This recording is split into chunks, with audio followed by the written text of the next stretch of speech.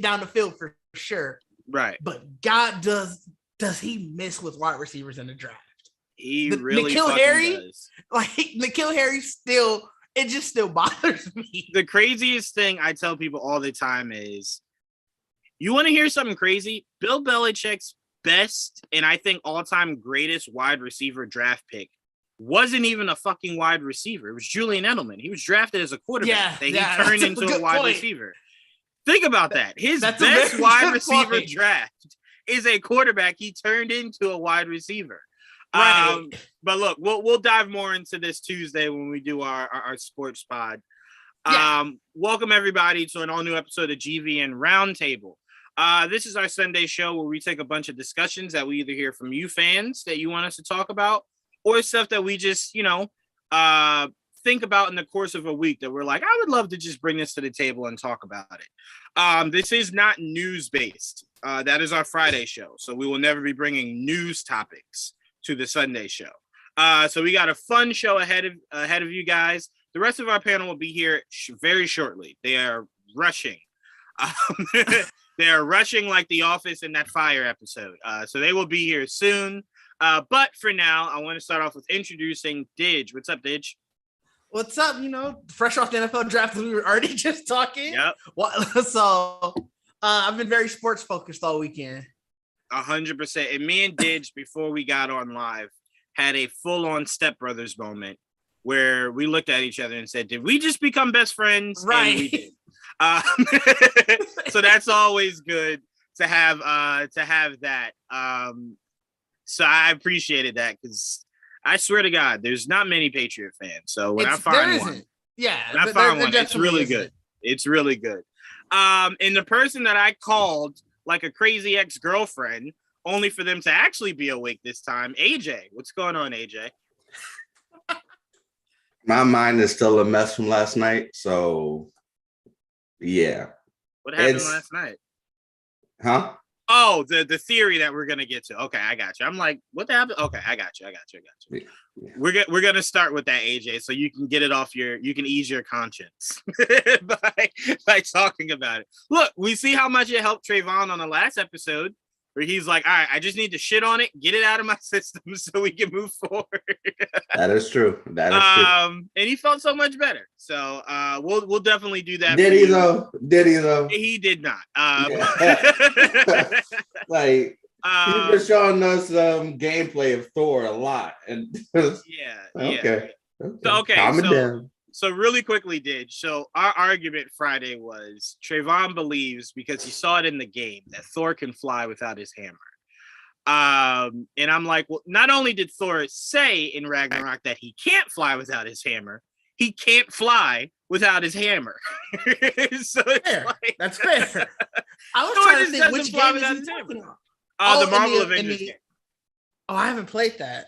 Yeah, he can fly without his hammer, and like not fly, but like he could start to take off without the hammer, and then it just meets him, and then he can go full force. So isn't that like a jump?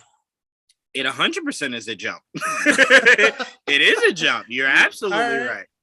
But all right. Anyway, next up, Jayla. What's going on, Jayla? You are muted. No sound. Nope, you're not muted. We just got no sound from you. Sorry, I had my mic because my dog was crying. Not much. It's a nice Sunday morning. I'm excited to get into the topics today. Absolutely. We are glad to have you. AJ, why are you making that face? What is that face? All right. Okay. All right. Anyway, AJ, I will let you start us off this Sunday. You had a deep dive into where you think they are going in the MCU with Multiverse of Madness. And everyone, just so you know, we are not talking anything spoilers that are on the internet. Do not worry. Trust me, this is probably way off the mark anyway. So that's fair.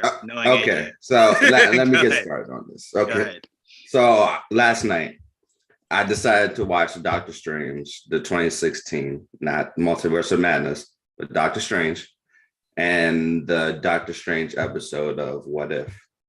Was there drinking involved when you came up with this? Wait, what you say? Was there drinking involved when you came up with this? No, I don't drink. Okay. So I was completely fine. I wasn't say, I wasn't, you know. I was gonna say, Didge. He didn't mention drugs, but he did say he didn't drink. Don't do drugs either. Don't do drugs, kids. All right, just so we have. Don't do drugs, kids. Okay. So, remember in the What If episode, Doctor Strange chose to break the absolute point of time within his universe by trying to bring back Christine. Yes. And we all see the way how it affects the universe when you break an absolute point. Smoke, destruction, that specific universe ceases to exist, basically. Mm-hmm. So in the trailers for Multiverse of Madness, we do see the exact signs of that breakage of an absolute point. So I got two questions. Who is breaking that absolute point?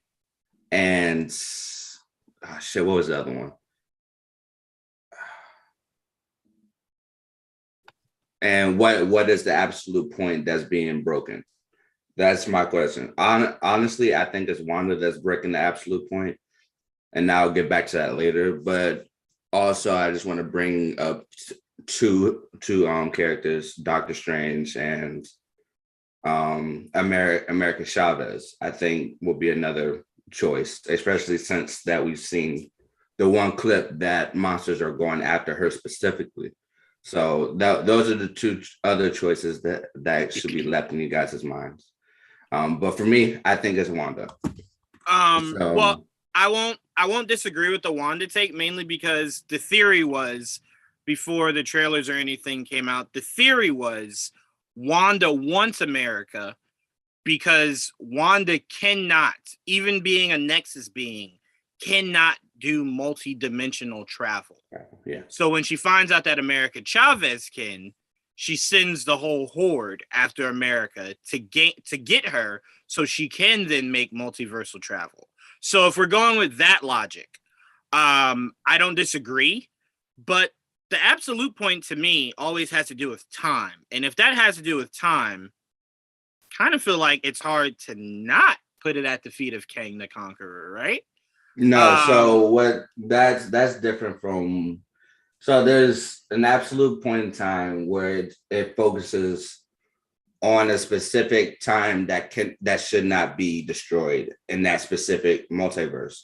If it is destroyed, then it creates extra time lapses within that specific universe. Mm-hmm. So it was explained in Loki how that works, and we are shown how that works.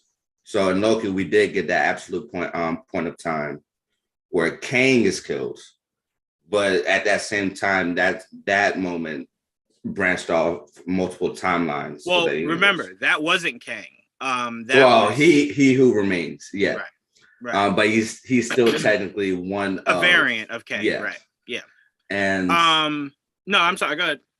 So my guess of what this absolute point of time is for this universe specifically, since each universe has its own specific absolute point. So for this one, I think it's Wanda trying to get Billy and Tommy from another universe, and that's based on the fact that she wants America Chavez to go to different multiverses. And that also builds up the way it's always been planned within WandaVision, with Agatha and the Darkhold. So we know in WandaVision, she created this alternate reality within Westview. But we also know that she didn't create the kids. It was basically just a birth. So my prediction is that Agatha is the one that put those two kids within Wanda via the Darkhold. You might not like this part, Joanne, but I think it's Chthon. It's Chthon seed. That's the Billy and Tommy instead of Mephisto. Don't say seed. Don't say Mephisto. seed. Okay, you know what I mean. But instead, so Kevin Feige and his team switched Mephisto's story arc with Cthulhu, basically, is what I'm trying to say. Hi. Sorry. Hey, Sabrina. No, you're How you good. doing? Hello. How are you guys? Good. We were breaking down AJ's Wanda theory here, and wait, are you finished, AJ? Before I go into my response? No, there's still a lot, but if you want me to break it back down, I can. What did it start with? Because I'm curious that I missed it. The whole premise is how Wanda is breaking the absolute point of time within Multiverse of Madness, or the question I was presenting is who is actually breaking the absolute point in time and why. Yeah. So I was saying I'm not gonna go verbatim to what I just said because that was really a lot. You say Mephisto? So I'll send you the tweet that I posted. Okay. It's long. Yeah, it is very long. It is very long. It's even funnier. Really quickly, AJ, before you continue, I want to give a shout out to Lil Wolfie and Sith Morrison who have joined the chat. Wanted to say what's up to both of you, but go ahead, AJ. Okay, so with the reason why I bring up Cthulhu within this, and the reason why he wants to break this absolute point of time within this universe, is that Cthulhu knows that Wanda is the Scarlet Witch, which was already named and was a legend back in the day, where she's basically the most powerful being. So Cthulhu knows if that being exists now, that person is able to break the absolute point of time, because it's already been explained in What If, that the absolute point in time cannot be changed unless you're strong enough to do it. And that's why you see Doctor Strange consume multiple demons to gain that power. And the reason why I think Cthulhu wants to break the absolute point in time is so that he's able to come back, because now this is comic logic now, because he was expelled from Earth, so he wasn't allowed to come back to Earth or any part of that specific dimension. That's why he created his own dimension. Right. So him breaking the absolute point in time makes that specific universe cease to exist, and he won't be able to be sealed anymore. He'll be broken free, basically. So essentially, just Mephisto. Exactly. That's why I said that Kevin Feige is switching the story arc from Mephisto to Cthulhu, but it can still work if it's Mephisto anyway. So you can switch and swap whatever you want. It can be Mephisto or Cthulhu. It doesn't matter. Actually, I've given up. Okay, let me start there. I've given up. I've given up on Mephisto being a part of the storyline that Mephisto is actually part of, that they're utilizing. So my hype for Mephisto bless Sorry. You. It's gone. No, you're fine. Is gone. I will only be disappointed about Mephisto if we don't get him in Ghost Rider. If we get him in Ghost Rider and he's the villain for Midnight Suns, all is forgiven. I don't care. If we never see Mephisto, this will go down as worse than the Mandarin. Because at least we now in present day see how Mandarin turned out. And it's like, all right, well, you did a cool twist on him, a cool turn. We enjoyed the character that you blended two characters of to make the Mandarin. All is forgiven. Shang-Chi was a great movie, right? But to never use Mephisto when you've used now two storylines, Spider-Man storyline and Wanda storyline, and there's been no Mephisto. So to not use him in Midnight Suns or Ghost Rider, just a big missed opportunity. That is the unforgivable opportunity. Yeah, well, that's why I still have this little hope that it is Mephisto instead of Cthulhu, but it also makes sense if it's the other way around. So no, but that's why I brought that up, because if it is Cthulhu, I won't be upset, because he is the author of the Darkhold. So he should pop up at some point, right? And it makes all the sense in the world that Agatha struck a deal with Cthulhu. She failed, so now Cthulhu's looking for Wanda to fulfill it. No problem. I'll have no disappointment in that. But it has to be good. In Jayla, I'll pass it to you first. With this being us diving into the horror aspect of Marvel and horror being your thing, What are your thoughts on AJ's theories? And you can kind of elaborate on what you yourself would like to see play out from what AJ was speaking on. No, I think AJ has a great theory. I'm really not sure what to expect at this point, especially with Raimi being involved with it and all the questions that we were left with in WandaVision. I think it'd be really cool if AJ is right.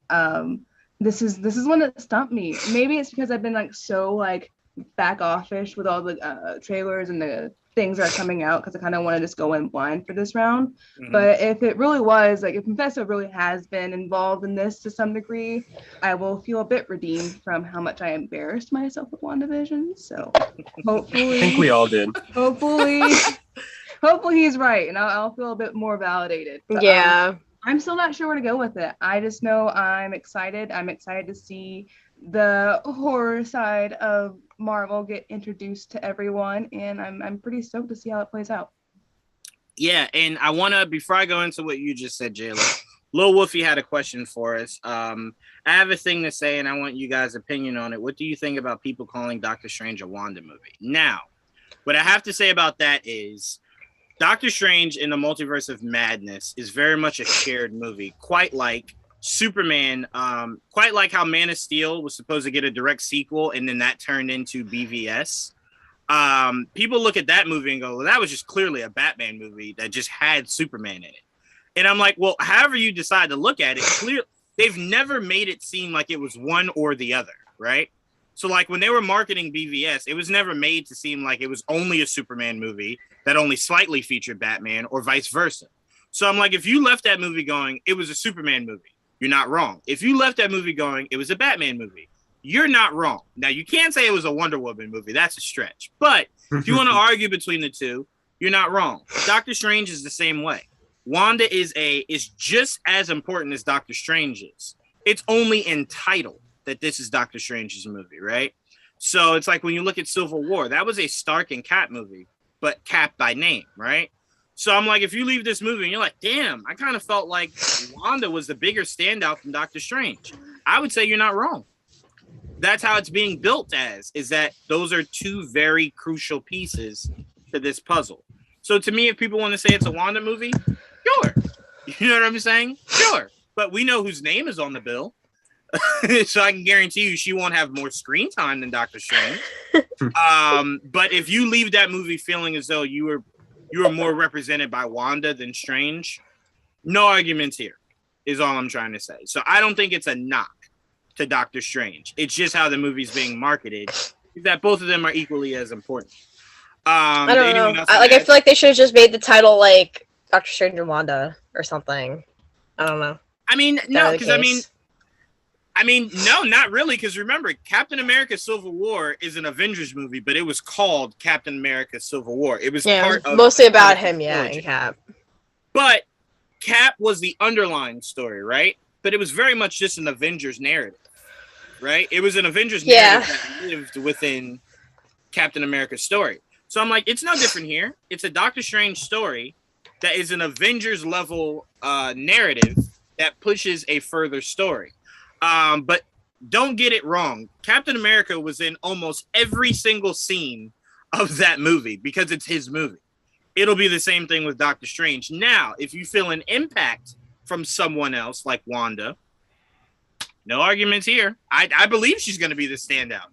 Shit, if you hear Benedict talk about Elizabeth, he believes she's a standout of that movie. He does nothing but rave about it. He's like, yeah, it's fucking awesome in this movie.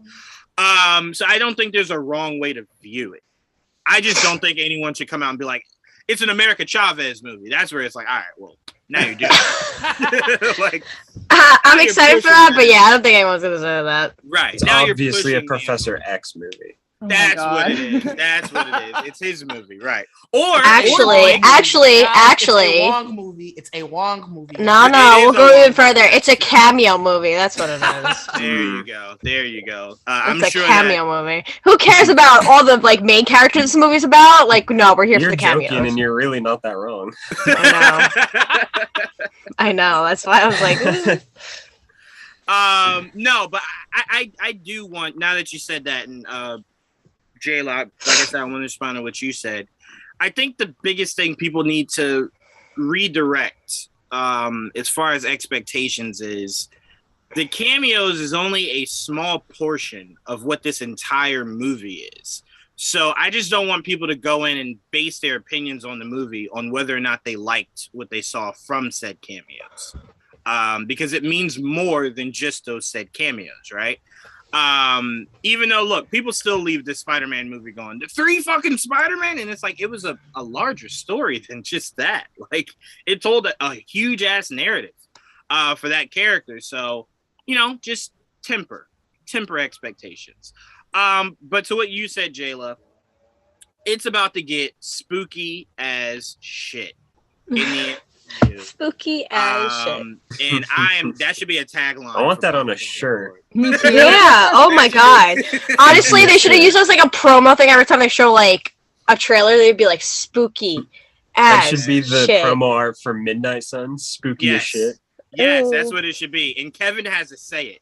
Kevin has to say it. No, not Midnight Suns. It has to be the Werewolf by Night, the Halloween. Yes. Oh my god. Yeah, I'll take it. Yeah. I just want Kevin to, before like an interview ends for Werewolf by Night, and he's just like, they're like, Kevin, what can we expect from Werewolf by Night? And he's like, it's gonna be spooky as shit. And they're like, oh, Kevin, and he's like, yeah.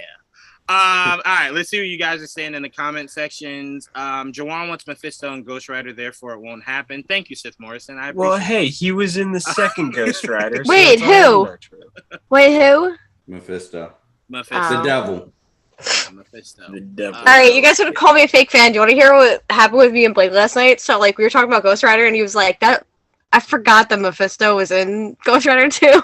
Because I think at the time I didn't know who that was. Well, he wasn't called Mephisto by name. Yeah. No, and then you were like, I was like, oh, how come we haven't never seen him? And Blake was like, Sabrina, we've seen him. And I was like, where? Yeah. And then he told me, and I was like, oh, that's right. Yeah, I completely forgot. Yeah, even though I love those movies, I think at the time I didn't know that Mephisto, or he didn't look like Mephisto as well. So. Yeah, and you. Well, no, but you said that like when they refer to the devil in Marvel, it's Mephisto. So like I did not know because he was just called like the devil. Right, for that specific movie, yeah, 100%. But that's why I wouldn't. If someone didn't know that, it's not like, duh, you should have. They made it very difficult to know because like it could have just been a regular death that he struck a deal with. So really didn't know. Yeah, I don't think they ever really said his name, but like in like when you see who someone's like playing, it does say Mephisto. It's anyone who knows that it's 100% supposed to be Mephisto. But if you didn't know, it wasn't like seeing Doc Ock and going, "Is that Doc Ock?" Like, duh. It wasn't like that. It wasn't that obvious. It's okay. We're gonna rewatch them today. Sport my Ghost Rider shirt. Good luck. Yeah. Good luck, Blake. Definitely good luck. Yeah, definitely. Mr. E says Mephisto is never going to show up. If he did, he'll probably be an evil alien. A certain country Disney wants money from doesn't like that type of dark supernatural character. Where if you're talking about China, Disney. If that's true, we wouldn't have gotten Blade. We're not going to get Blade then. Well, no. To disprove that. Well, to be fair, Mr. E isn't wrong because they made major changes to Shang-Chi just to appease China. There's a reason why his father wasn't who his father is supposed to be, which is Fang Taskmaster, right? Isn't that why he wore the Nerf armor? Yes. So they have made changes to appease, but we do know that there was supposed to be a change with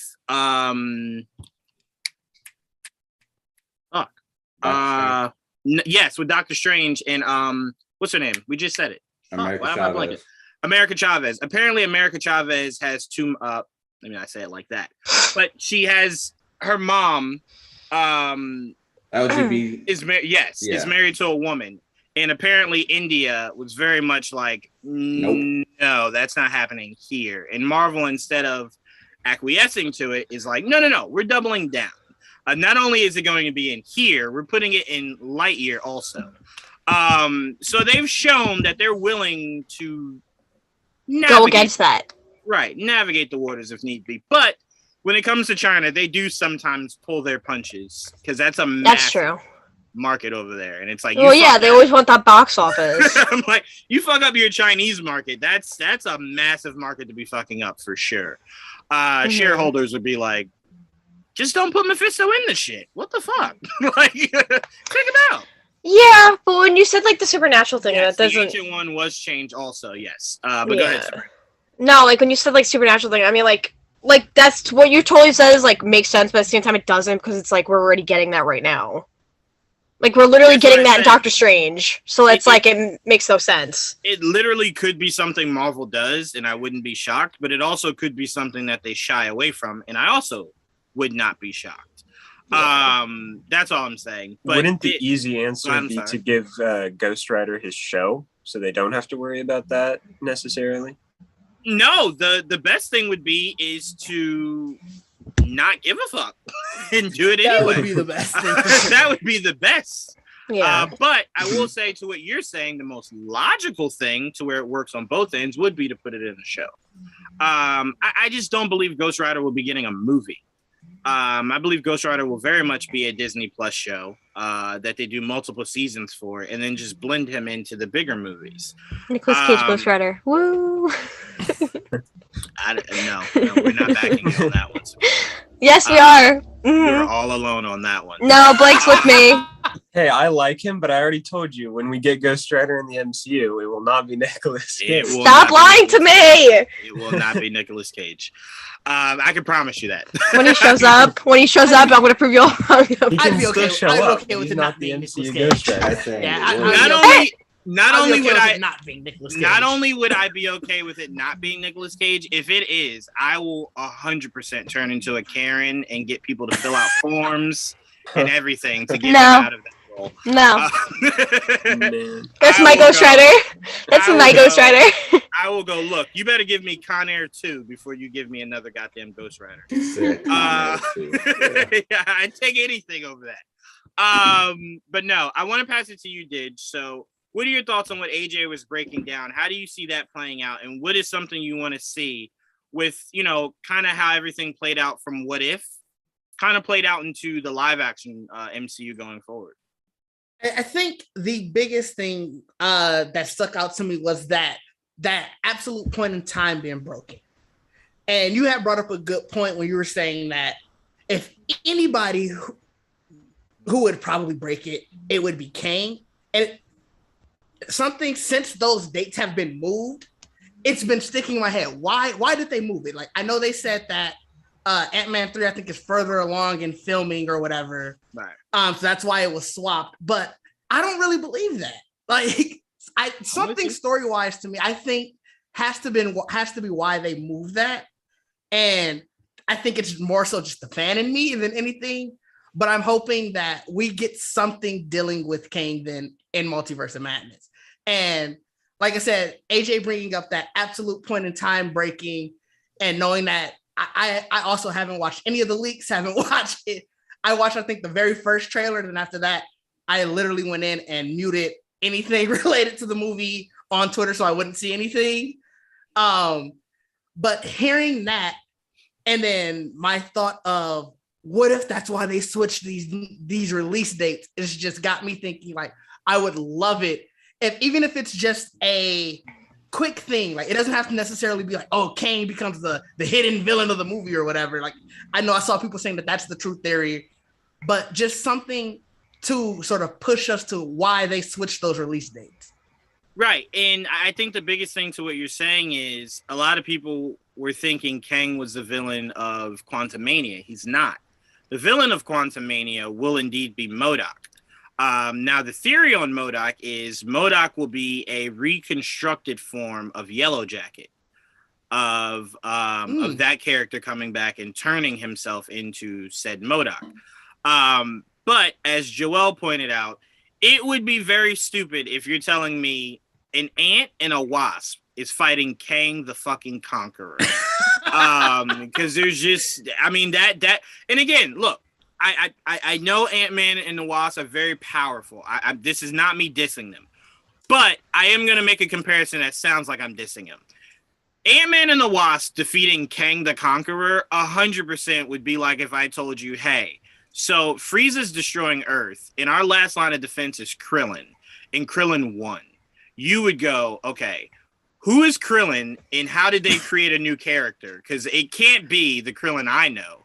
So I'm just saying it's way more logical and it fits the narrative of what Ant-Man and the Wasp has set up, which is comedy, that MODOK would be your said villain, because the jokes is just like, they're unlimited. You know what I'm saying? That you can go with there. I think Kang the Conqueror will be more so of a foe to the OG Ant-Man and the Wasp, narrative-wise. And that being something that I believe that Hank and Janet will see as, like, you know, the larger threat that's coming, right? And then I think MODOK will be what the other Ant-Man and Wasp worry about. And then the larger picture is what will lead us into the future going forward. I personally want to see Kang the Conqueror as the villain for the Young Avengers.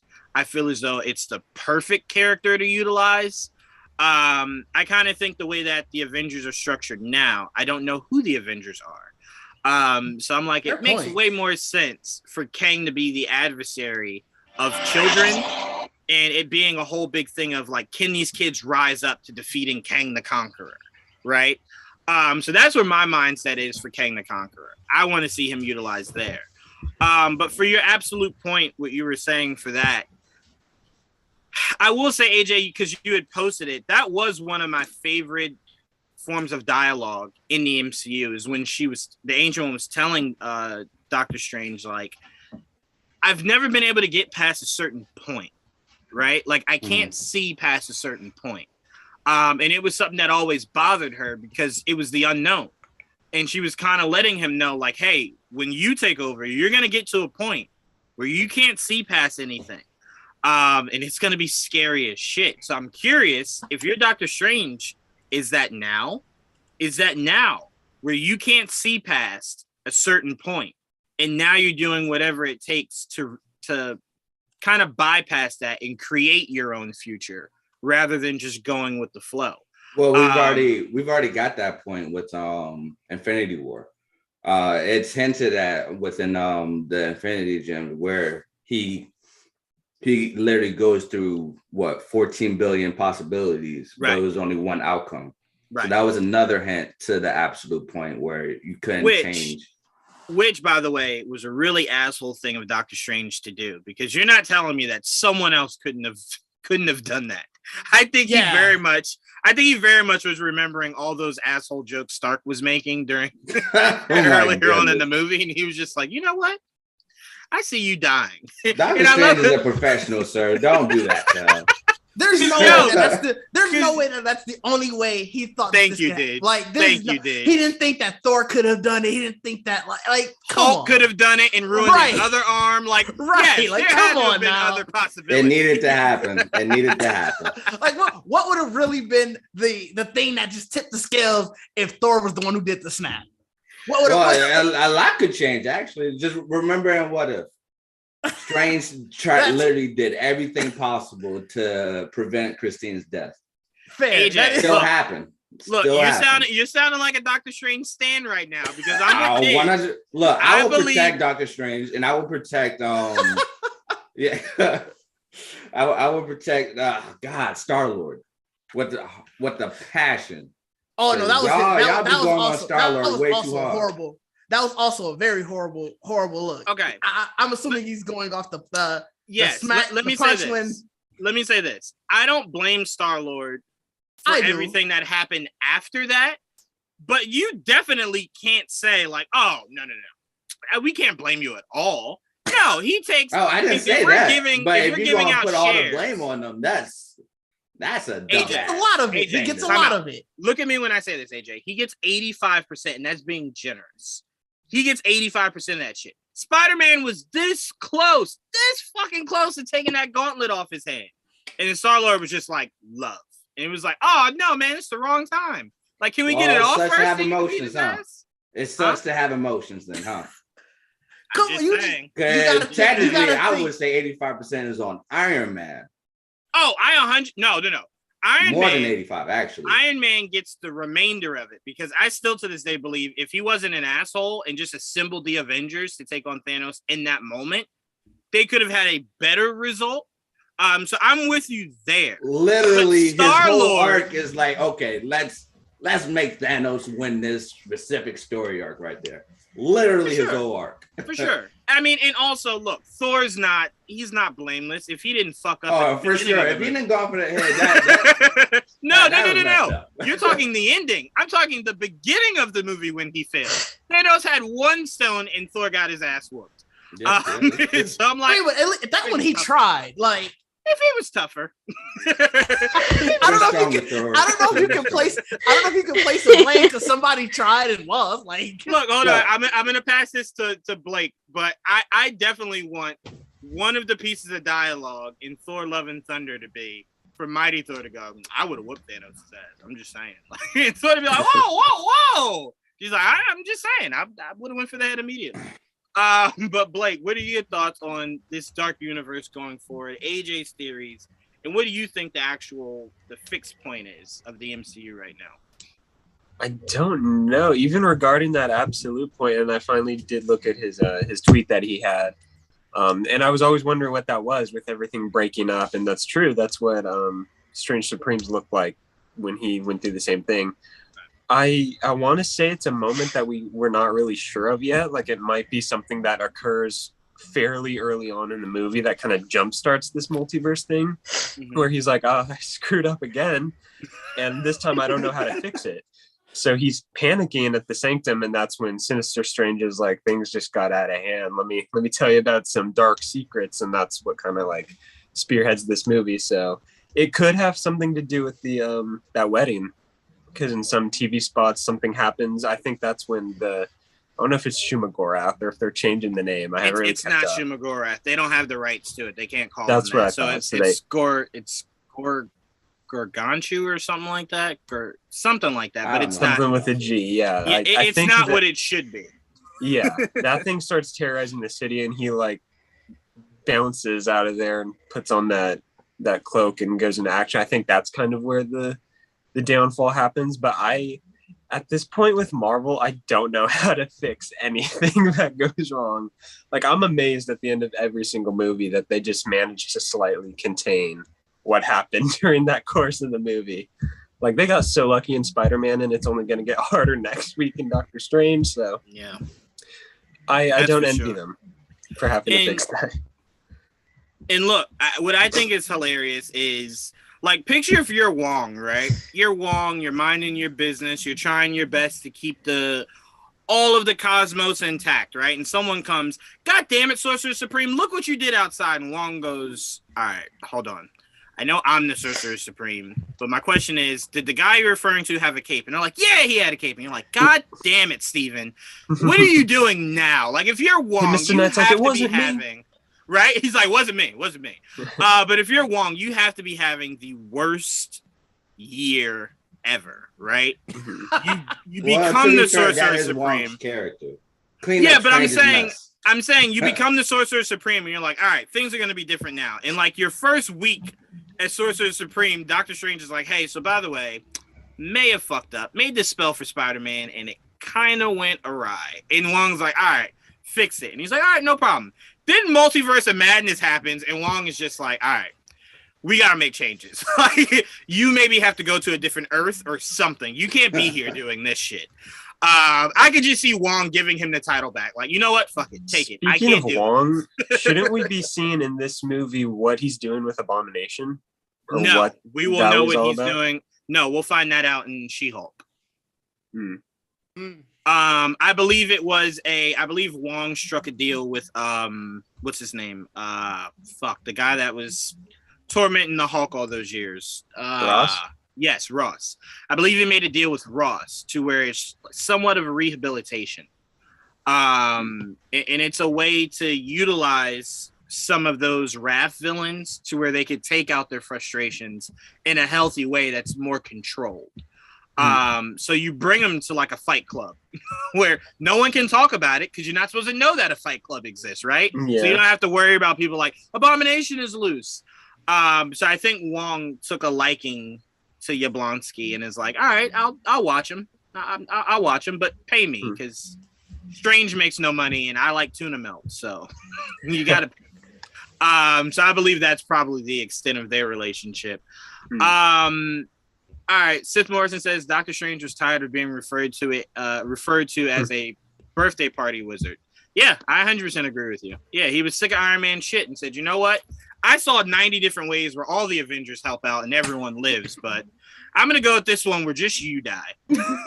Just you die.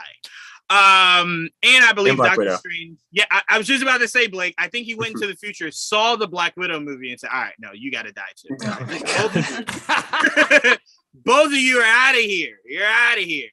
And look, AJ, Doctor Strange did it for you. That's how you got what's her name that you love so much as to go alongside of Kate Bishop. Damn, what's her name? Black Widow's sister. Yelena. Doctor Strange did it for you. He said, how can I get AJ Yelena, but get rid of Black Widow? I'll give her a movie. There we go. I'll give her a movie, introduce Yelena, and then people will see the movie before where Black Widow dies. There you go. You're welcome. So you're welcome, AJ. All right, Sabrina, what are your thoughts on what AJ was saying? Where do you want to see this universe go as far as a fixed point, the dark universe? Like, what are your thoughts on that? I mean, I feel like, yeah, I feel like it could go either way. Yeah, I think it could go either way. I don't know. I want to see like more of like it go deeper into like that, you know. Trying to think of like what to say. Trying to think, my brain's like turning. I'm like trying to think. I'm like, ooh, that's interesting. It's a pretty loaded question, Jayla. Yeah, it really is. I completely understand that. I mean, I think the biggest thing I'll ask you, Sabrina, while you're trying to formulate that is, so us knowing what the fixed point was and what if, right? Us seeing that. As AJ asked before, who do you think is the cause of whatever the next fixed point will be? Do you see it being Wanda? Do you see it being Strange? Do you see it being Kang? I really don't see it being Wanda because I feel like they already did that in WandaVision, like how she literally created that entire town. And like that kind of already, because it won't be like as a wow factor because she already did it the first time, so it's like okay, like yeah. But what she did in that town isn't a fixed point. No, I know, but like she like was able to kind of create like a false reality kind of thing or like a deeper reality. So I'm like, that's not like a big deal then. Like you want it to be somebody else, so it's like, oh, okay, it's this time, it's this person. Because if it's Wanda, it's predictable. You know what I mean? And you're fair. like, I will say though, to your point. One thing we can look at, and I know, Didge, you can take off your headset for this, because I know you said you didn't want to see any of the TV spots.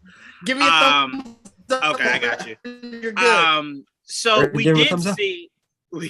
did see Wanda in the trailer where she goes to put her hands on her kid's face, and then they just disappear.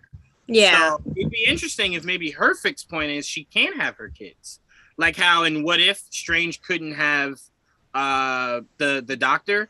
I wonder if maybe that's her fixed point, and then I think if her fixed point would be like she can't, I don't want to say it like this, but like can't have like happiness, you know what I mean, like have her own, that's possible, because like everything she's like getting Lauren. Huh? yeah no, but it's true though, because that was like the whole point of like the ending of WandaVision. She had to give up everything. Right. I'm just gonna be so intrigued when Vision gets back and she's like, "Oh my God! Thankfully, someone I love." And Vision's like, "Ooh, yikes about that." Well, I think it's okay. Because all right, to go back to the question where you think it is, like I think it'd be more shocking if it was like Strange the whole time. I think it should be Strange. Yeah, I think it really should be. But we already got that. The most weight. Wait, what? We already got that. What do you mean? In What If we got Oh yeah, but like that just okay. So from what I see though, is destined to fuck up. That's all that means. Yeah, that's but you can't fuck up. I mean, I want to say something else, but like I don't know if it's like would be like considered a spoiler, but like I mean, you didn't watch any. It seems like right? What? You didn't watch any of the spoilers, right? If you did watch the spoilers, don't go any further. No. I'm talking about TV spot. Okay, and then say it then. All right, well, Didge, take it back off. Yeah, I was like, Didge, take it off then. I haven't seen any of the TV spots, so I'm nervous. Okay, so take yours off too, Jayla, just in case you don't want to know something. There you go. Okay, go ahead. Well, because what I want to say is the big one, so yeah, Jayla. Okay, go ahead. Where so like. By the way, it's just a TV spot we're talking about, everybody. It's not any spoilers. It's just a TV spot. Go ahead. Well, it's for someone who's in the movie that it's spoiled in the TV spot. So can I say it? If it's in the TV spot, yeah. Shit, Yeah, Captain Carter. So like, since they're like, kind of seems like they're bringing like What If into, you know, canon, like live action. That's like, I feel like it makes more sense too. That like, what if they're gonna bring that in, bring in everything? You know what I mean? Yeah. That's the whole point of like him going through different realities. And it's like what Blake said, like if he's dissing the fuck up because, you know, yes, he at one point was Sorcerer Supreme and like he has this like power, but it's like you can still fuck it up. Well, in this universe, it's like with great power becomes great responsibility. I think he has to like learn that more and more as he goes on. That is true, but in this universe, Strange isn't strong enough to break an absolute point. Remember, in What If? Yet. We don't know that yet. So, like, that's why I'm like, it makes more sense, too, if this is, like, because this Multiverse of Madness is supposed to be his movie. So it's like, what if we see it happen in this movie? That's where it's like a oh shit moment, because it's like, wow, like, he's hit his point, you know? Yeah, that's fair. That's what I mean, like, because, like, again, if you think it's Wanda, it's just going to make it up more about Wanda, you know what I mean? But, like, that's why it's, I'm not saying that Strange needs this, but, like, it's like, at the end of the day, this is his movie. So it's like, why not give him that? Fair. You know what I mean? Because he's the one who's going, like, even when you first saw the first trailer, before you really saw, like, a lot of Wanda, it was like, when you see his alternate reality, it was like, oh, things just got out of hand. That's the point. Right. Oh, wow. It's so funny. The TV spot is on my television right now as we're talking about it. The commercial literally just came on. The one I was just talking about? Yeah. No. Oh my God. Not with that one. But it was more so from the America Chavez scene. But anyway, we'll move on from this so Didge and Jayla can get back on. You guys. Yeah, you guys are good. You guys are Sorry. Good? Okay. All right. So I want to move on to something that I'm very passionate about. Shout out to Sith Morrison. He says Yelena was literally the only decent part of Black Widow. And Red Guardian. He was funny. Red Guardian was good too, yeah, definitely. She was the best part, but she wasn't the only good part of the movie. But no, I actually enjoyed that movie. It's a good movie. It was enjoyable. It was the only thing people talk about is the last CGI part. Well, because I remember like yesterday, I did like I showed what my least favorite Marvel movie was, and like people were like, "It's not Black Widow," and I was like, "No." I just think it came at the wrong time. It shouldn't have came after Endgame. Or that's my biggest issue, because after I finished watching that movie, and again, I was so excited for this movie. I remember at the time you could pay $20-something to watch it on Disney Plus. I paid that fucking movie to go see that to watch that movie and have it forever, only for them to release it later on in the year on Disney Plus. I'm like, well, what's the exclusivity of that? I just saw it earlier. Like the fuck. But anyway, to me, my biggest issue with it was once it ended, it kind of felt like there was no real point to it, but to introduce you to Yelena that you were going to see going forward. And I'm like, well, if that was the whole narrative of it, why not give me a Yelena movie that is the same concept, but it's her movie that has like a dab of Black Widow in it, right? The same concept, but it's her movie. So I just left it feeling like you didn't need to exist. Like nothing. What's weird is you'd think it would be her origin, but they plucked it during Civil War. Like the movie ends before Civil War ends, so it just takes place in a little chunk of No. Does it end? Yeah, because she helps free everyone from the raft. You're right. Yeah, because then all of those scenes are basically the end credit scene is the one where after her death. Right. Yeah. So that was my biggest issue with the movie. Like I was hoping for it to be such a standout that I'm like, yes, you know what I'm saying? You have your place. And Marvel also probably wasn't the movie itself, but the concept that should have been made before forever ago. Yes. Yeah. So it wasn't the movie itself that was bad. It was just no. The movie's not bad. I mean, yes, you shitted on one of my favorite all-time characters in Taskmaster. I mean, a full shit. I mean, like you just ate Taco Bell and White Castle shit. But outside of that, no, it wasn't a bad movie. And their villain was underwhelming. Yeah, I can hear you, Jayla. I can't see you though. My Zoom is being wonky. Tell it to knock itself off. Like, come on now. We want to see Jayla. I'll fix it. Continue. Sorry, I was making sure that could be heard. Yeah, no, we can hear you though. So yeah, AJ, the movie is not bad. Again, we've had really horrible MCU movies. Black Widow does not rank. Iron Man 3. Iron Man 2, that Iron really Man 3, surprised Thor Iron 1, Man Thor 2? 2. Iron Man 2 is pretty bad. Was a heap of None of the Iron Man That's movies funny because Iron Man only got got one good movie. Iron Man, yeah. Why would you say Iron Man 3 when Captain Marvel exists? Sorry. Oh wow. Yeah, you haven't even mentioned Captain Marvel. I like Captain Marvel. I think there's a lot of things I dislike about that movie, but I look at Iron Man 2 and I go, you built up, right? This big villain battle, only for the highlight to be them fighting your minions. Then you get here and it's give me your hand and it's over. Throw that whole movie in the garbage. The real villain of that movie was Justin Hammer, and you know it. I don't disagree, but that's an even bigger problem. He was amazing. What do you mean that was a problem? No. Sam Rockwell is one of my all-time favorite actors. He's in my top 10. He wasn't a carried problem. That movie. My problem was if he was your true villain, why not have him get suited up and have a big battle between them? Because it's Justin Hammer. Justin Hammer makes suits for a living, though. That's and he the made whole a suit thing. for a different villain for them to fight. That was horrible. And then you mixed Then you mixed Whiplash and Crimson Dynamo. And I'm like, you do know you could have just did Crimson Dynamo. Like, you didn't have to put Whiplash anywhere in here. Yeah, Crimson Dynamo is Russian. There's no need for Whiplash. There were so many decisions made in that movie that I'm like, ugh! Captain Marvel, my issue with that movie is just narratively. That's my biggest beef. It's just the narrative. It's just like, I look at that movie about how they're trying to introduce a character who at the same time is as clueless about her origin as we are. Yes. And it was the execution of that killed that movie, whereas I look at Moon Knight, where we're learning about him as he is learning about him, and it's actually interesting, and it does I don't disagree. lead somewhere, which sucks because I want to love Captain Marvel, and I think I can because I still love the character. She's an incredible actress. So the fact that Brie Larson was willing to do that haircut is what I will forever love her for. When I saw that shit in Endgame, I said, "Oh, they did it! That's the haircut. That's the look. Yeah. That's the look." Exactly. But yeah, I don't think it's one of the worst movies ever.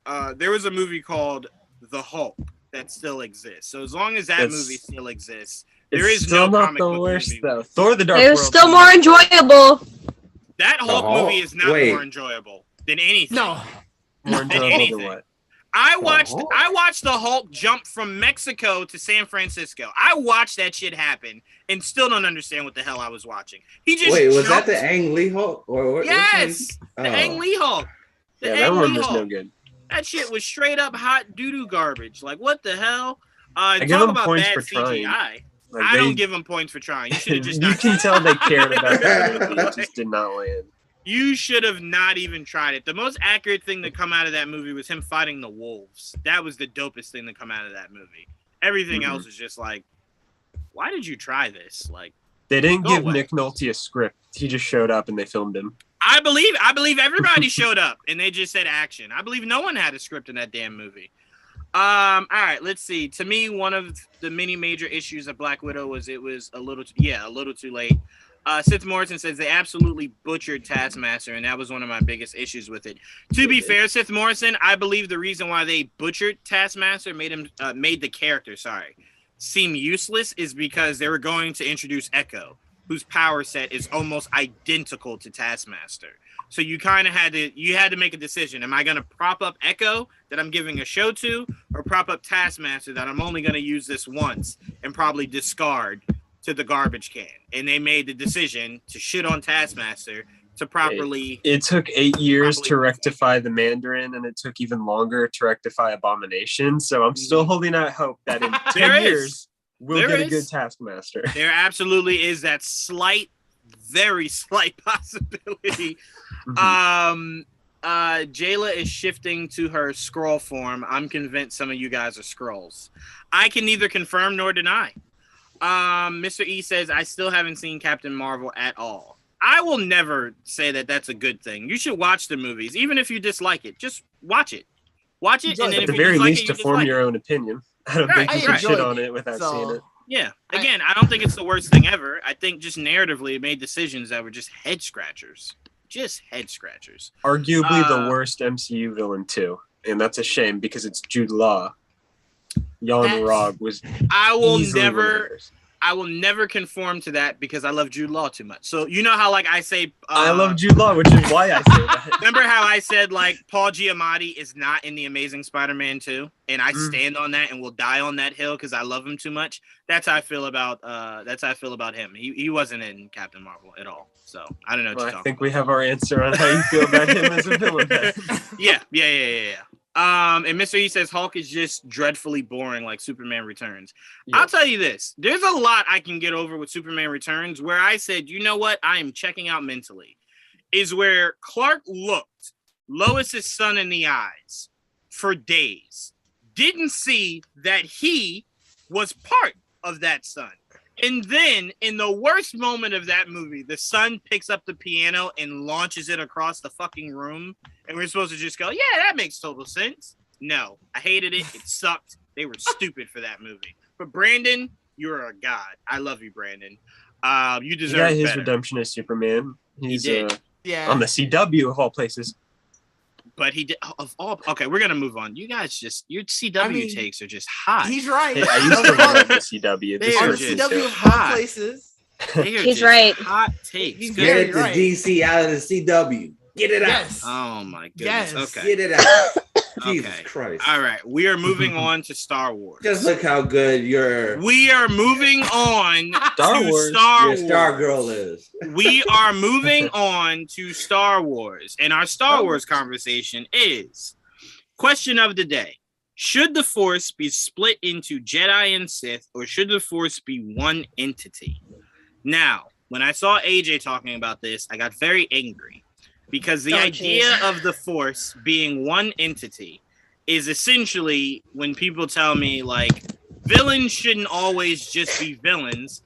They should have a reason to why they're villains in a proper narrative that makes it a story that you can kind of sympathize with. To me, my response to that is Darth Maul.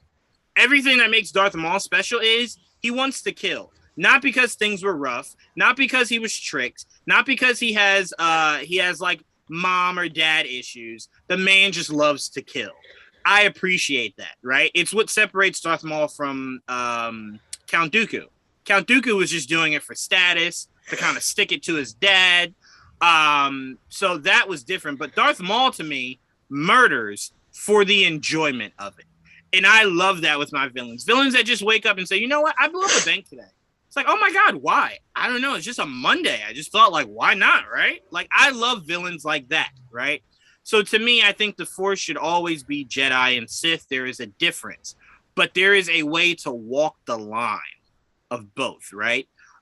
We saw it with But the question does suggest that. Look, so the question was Jedi or Sith, or the Force being a single entity.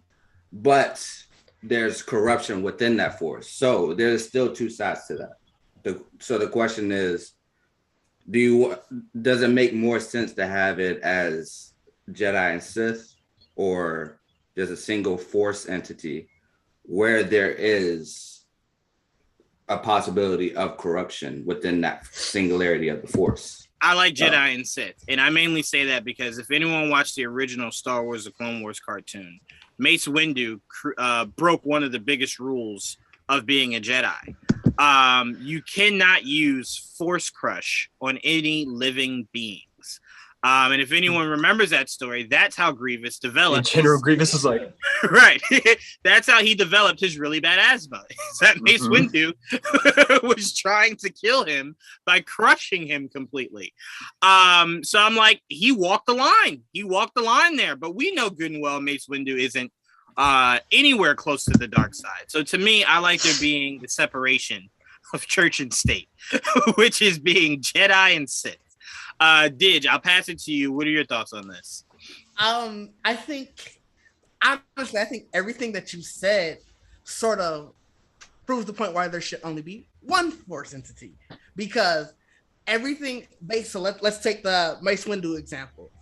Mm-hmm. If there's a Jedi Force and a Sith Force, however you want to call it, you know, having it that way, why would he know? Why would he think to even do this part that's the evil aspect of the Force, I guess you want to call it. Whereas one entity of the Force, it's essentially a tool. Like, it's the way the Force is operating. It's a tool that you can use to do good or bad. And we know Force lightning is typically a dark side sort of power. There's no way you can ever tell me that there are no practical aspects that you can use that for. There's no way you can ever tell me that. Same situation, the crush. You literally just said it. Well, don't they allude to the fact that Force lightning is fueled by hatred? But so there's righteous hatred. Let's not act like there's not a situation of righteous hatred.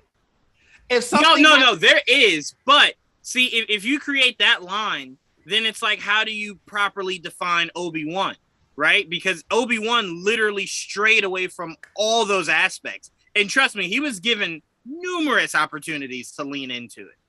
But that's and he strayed away from it.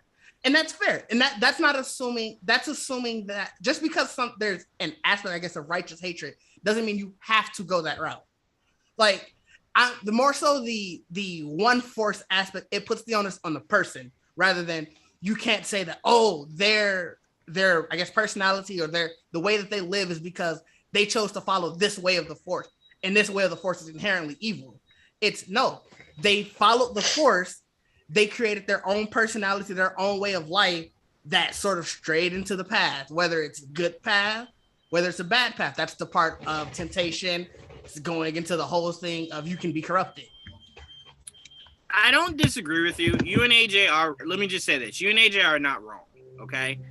But I'm just a firm believer in there just needs to be something that separates. It's why, again, I always flock to Batman, because Batman was very much just like, I need to establish something that separates me from what I do and what the bad guys do. And the best way to separate that is I don't kill. Under any circumstances, I don't kill. Right. So it's what lets people know the difference. So I'm like, if you then make it one entity, right? And Obi-Wan Kenobi has the ability to use Force lightning. It then limits, like, okay, so then how do I know what's good and bad if Jedi can kill and Sith can kill? What is the one visualization that lets me know this is good, this is evil? It's their actions. What actions do they choose to make? But Jedi can kill. Jedi can kill, though. They don't have a. But they choose not to kill. But they choose not to. That's what I'm saying. Well, we've literally seen 8 to 9 movies of nothing but Jedi killing. It's like, but the whole thing. When do we see them not? But that was also part of sort of the fall of the Jedi, was that they sort of saw themselves as, we are different from the Sith. We don't do these things, but action showed that they really did do it.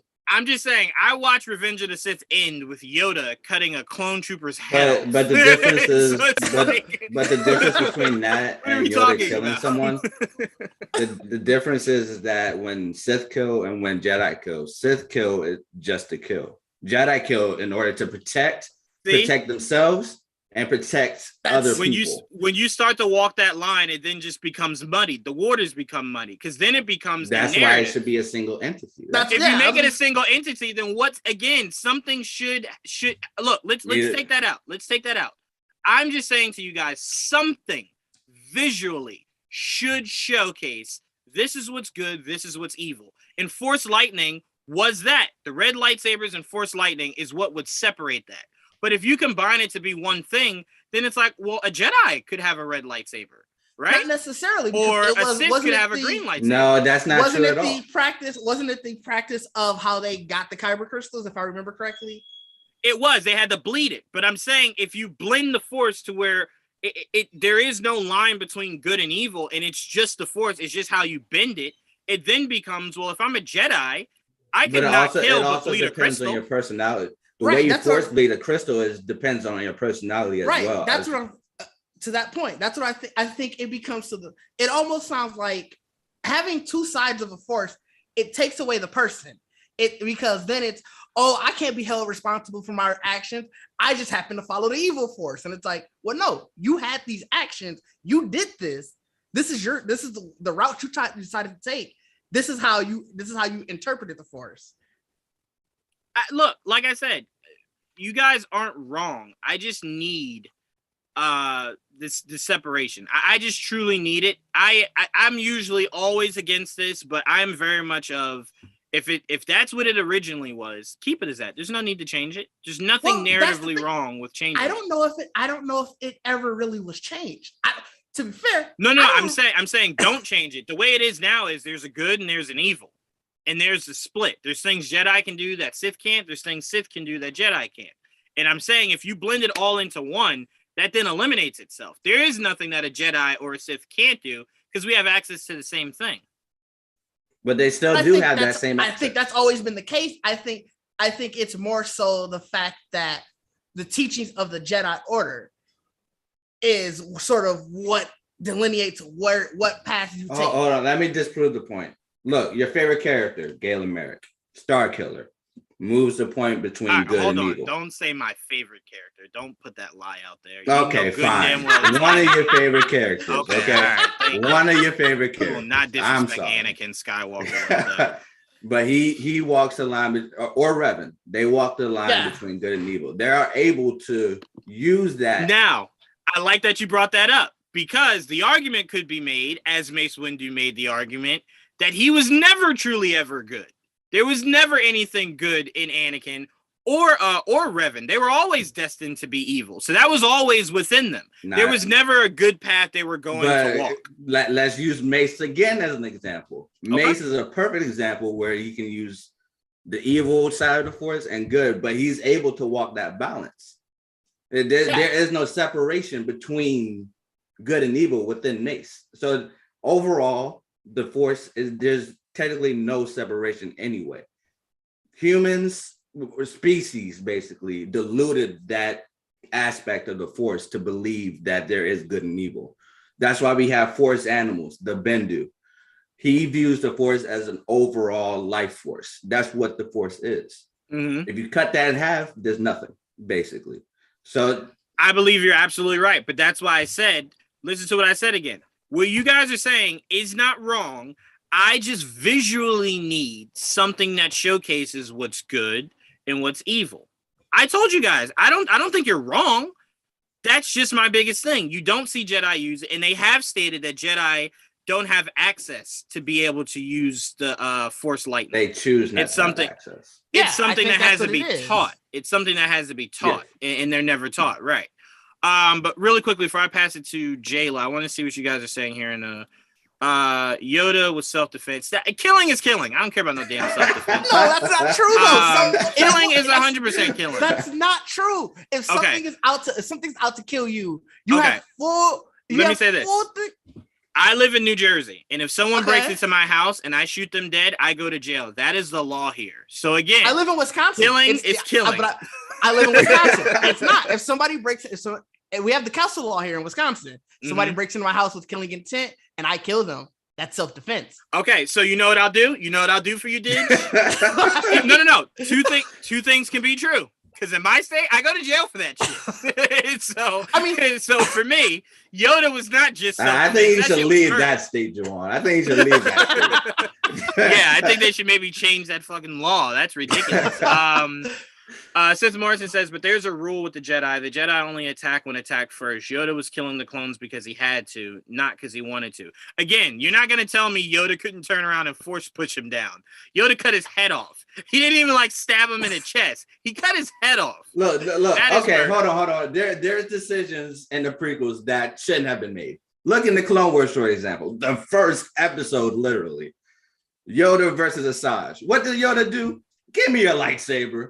Yeah. Gave it back to her. He was like, go on your merry way. Yeah. So I blame George Lucas for those idiotic issues in the prequels. So there it is. Okay. But the curse of George Lucas, as I call it. I will take no George Lucas slander here. All right. Last thing before I pass it to you, Jayla. Excuse me. Plus, the stormtroopers were idiots for thinking they could just sneak up on one of the most powerful Jedis. I mean, I remember the whole theater gas. Yeah, I was gonna say they did it to a lot of them. They did it for the rest of them. They did it to literally every single one of them. That they were just like, "Oh, you're strong. I'm gonna shoot." By the way, George Lucas, can I just say the most gangster thing ever done in a Star Wars movie is when I think it was Shakti. I could be mixing up my Jedi, but the one Jedi that died in the field of flowers, and then they just kept shooting. Like they were unloading, reloading, and just kept unloading on that body. They were waiting for that one. Yeah, I was like, damn, did the Jedi do something to you? Because That was excessive. Like, they unloaded, reloaded. They were like, I'm gonna make sure you're dead. But Jayla, how do you see the Force? Is it something that should be split or kept as to what it is today, which is there is a Jedi, there is a Sith, rather than the Force just being one thing, not really separated by anything? Well, I think the Force is a yin and yang thing. You can't have darkness without the light and vice versa. So in a sense, you always need both sides to balance each other out. I don't think if it was only one, I don't think it'd be the same at all. If you merged it. Yeah, I mean, yeah. Like I said, I see where Didge and AJ are coming from. And holistically, I agree. But it's like you said, you got to have one to have the other. So if it's just one entity and one just happens to bend it the way that it does, it then becomes, how can you then dictate that how they bend it is evil and how you bend it is for good? It all becomes now to opinion, right? Because it's like, if the Jedi kill, but they kill for good, but I kill because I kill for greed, it's killing at the end of the day. It doesn't matter why. So that's what I'm saying. You need the separation. You know what I'm saying? But I'm sorry. Go ahead, AJ. I'm sorry. The whole concept of yin and yang is to become one, though. You like you said, Jayla. You can't have one without the other. So if they technically separate. But the whole point of the aspect of that, right? But the whole point of the aspect of that is that it's almost impossible to blend the two, right? There's not one person that could blend the two of those things. You either have someone that is all good, and someone that is all bad. Characters that's not yin and yang, because yin and yang, even if we look at the symbol itself, that's why there's the little aspect of the other side on each part of the symbol. Exactly. Because there is no true inherent good and there's no true inherent bad.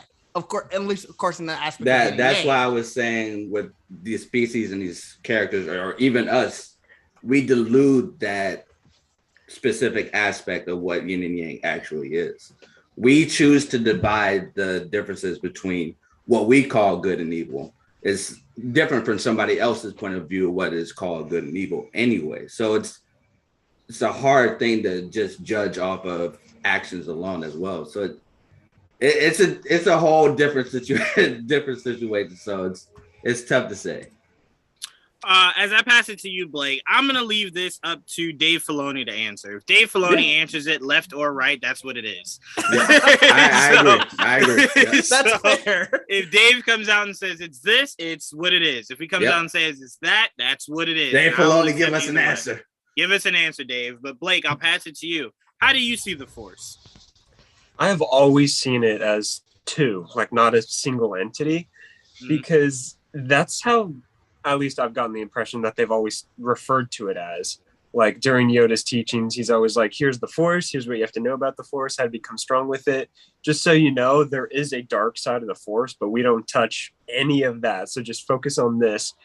And I think that's when, like even talking about the kyber crystals, to turn those red is when you have to go to that other side, like kind of that darkness within. Like you have to summon a different, how to explain it, just a different corner of what you're already tapping into. So it's like, if it was one single entity, I feel like that would constantly kind of be in the back of your head, like messing with you as you're trying to use it, as opposed to like going out of your way to search out that dark side of the power that you already have. And I feel like that's what makes it even stronger, because the fact that you're going out of your way to tap into that dark side means you're more likely to be corrupted by it. Kind of like that's what was happening to Anakin. He wasn't necessarily going for it, but he was in a position where he was like, you know what? I mean, this guy's making a lot of sense.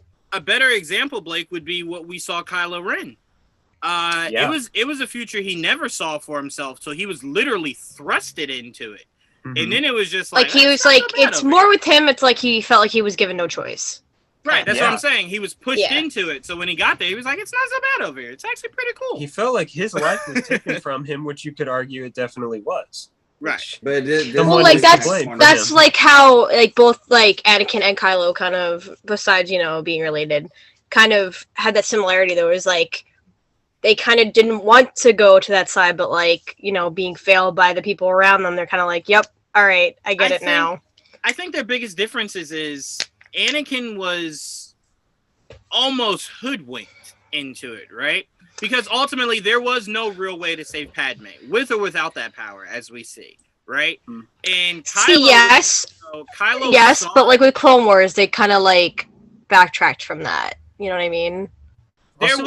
Knowing in the Force, there was no true way to save Padme. Padme was always going to die. There was no true way to save her. No, I'm talking about with just Anakin in general. It was like, the real like reason was because like he wanted to save Padme and like wanted to have that power to save her. But like even in like the show, they show like all these reasons besides that of why he turned. You know what I mean? But that's why I said it was more hoodwinked. But that when I look at Kylo, I go, Kylo very much was shown the picture and was given an opportunity to either go back to Luke or just go back to his parents. He didn't even have to go back to Luke if he didn't trust Luke.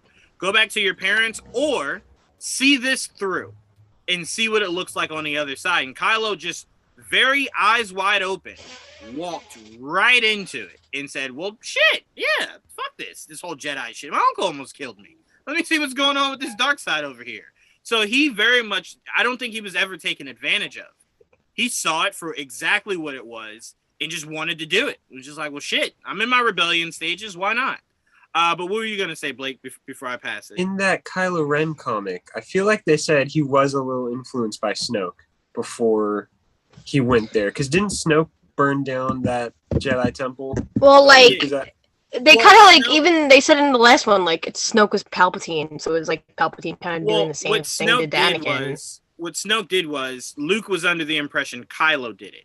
So what Snoke did that was manipulation was he kind of made it to where Kylo didn't have another option, right? So it was like, I'm going to make it so that Luke doesn't allow you to come back. But that's why I said, even if he didn't want to go back to Luke, he could have went back to his parents and said, yo, Uncle Luke just tried to fucking kill me yesterday. Yeah, instead of that, he literally was like, fuck you to everybody instead of that. So that's what I'm saying. Kylo is different from Anakin because Anakin was 100% bamboozled and hoodwinked till later on, and he was kind of just like, Palpatine is a piece of shit.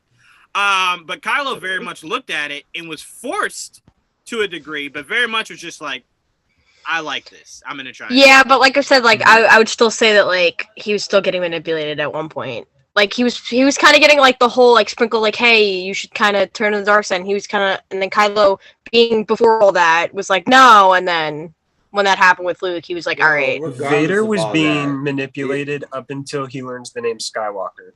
When Boba Fett gives him that. From that moment on, that is everything he does is all Vader. Right. Go ahead, AJ. Regardless of all that, all the corruption and all that, there's still a part of you that wants things to change. That's why we still get the redemption of Darth Vader. That's why we still get the redemption of Kylo Ren. So I would ask always you, that good. Here's my question to you. Here's my question to you. All right, not disagreeing. It's just a question, right? Yeah. I want just you to answer it. Would Vader have done that if Luke had died any time before that moment? If he died? No, if Luke had died, let's say a movie ago, would Vader have turned his back on Palpatine to redeem himself? Oh, then no. But so that's what I'm saying. It wasn't a true want. It wasn't a true want, right? But it was something you had to be influenced into. But that's how the story went, though. So regardless, doesn't any change have a catalyst? Like any change has a catalyst, and just I like that you said that because here's the true thing. We always say Anakin's catalyst to the dark side was wanting to save Padme, right? Mm-hmm. But the truth to that is the darkness had been there since his mother died.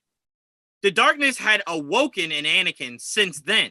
So he didn't need anything else. The darkness was always going to be in him where he could murder at any point. No, because I think the catalyst in that I give you that. It was since his mother died, but the catalyst was seeing somebody that he loved so much die, and that he wanted, the catalyst was, I want to make sure that this never happens again. But I'm saying his mother, if you're saying there was a catalyst, it was his mother, because the helplessness that you're speaking to came from not being able to help his mother. Yeah. So he would be damned that he'd let Padme go through that if he could stop it. All right, then I'll ask you the same question. Mm-hmm. But in turn, Anakin's mother did not die. Would he go to the dark side then? No. Exactly. No, he wouldn't have. So that goes to what we're both saying then. Yeah. That's why I said, I don't think any of us are wrong. It's just a matter of opinion, right? By the way, because there is no straight answer. all of this makes me sad that Legends is no longer Star Wars canon because I would have had so much more. Yeah. The Force Lightning thing, I could have brought up that Luke did Force Lightning in the Legends book. You can't though. You can't. I know. It doesn't exist. I know. It makes me so upset that I couldn't use that. But no, you can always argue that Rey used Force Lightning and she didn't go evil. Rey doesn't exist. True. I'm sorry. But it happens. She does exist. Okay, come on. Who is that? Who is that? Rey who? What's her last name? The greatest Skywalker that ever lived. Oh. All right, let's not get crazy. Yeah, I'll slap all the taste out of you. All right, let's not get crazy. The strongest Skywalker that ever lived. Oh. All right, again, let's not get crazy. There is nothing you can give to Rey that would be accurate when it comes to the Skywalkers, AJ. Nothing. No, it is accurate. I'm sorry, nothing, guys, but she is the most powerful. She's not even the best looking Skywalker. Here's where the debate kicks in. Like, she's not even the best looking Skywalker. She's like fifth on that list. No. We all know Anakin's number one. You go Anakin. No, Anakin's number you go two. Luke. I'm sorry? Anakin's number two. It's Rey, then Anakin. No way! Yep. No way! Yep. Absolutely not. Absolutely not. I'll make this even easier for you, AJ. You ready for this? She's not even the best looking female Skywalker. Oh! That two goes to either Padme or it goes to Leia. First of all, then it would go to Rey. She's not a Skywalker. They got married. What are you talking about? Attack of the Clones does not count. How does that not count? It doesn't exist. It doesn't She's exist. Luke Skywalker. She's the mother of Luke and Leia. What do you mean? It doesn't exist. Doesn't exist. So wait. So now if you say Rey doesn't exist, They literally got married and she had Anakin's children. So like wait, what? so what do you mean on. she's not a Skywalker? I was gonna put Padme at number one. now I'm very awkward here. Yeah, I'm like she definitely married Didge, I'm saying this just to screw around with Joanne and Sabrina anyway. So I was like, they're getting really wound up, and I'm loving it. I'm the Palpatine group. Don't disrespect Anakin like that ever again. Thank you. I gotta keep y'all coming. I'm the Palpatine. AJ's looking at the conversation like,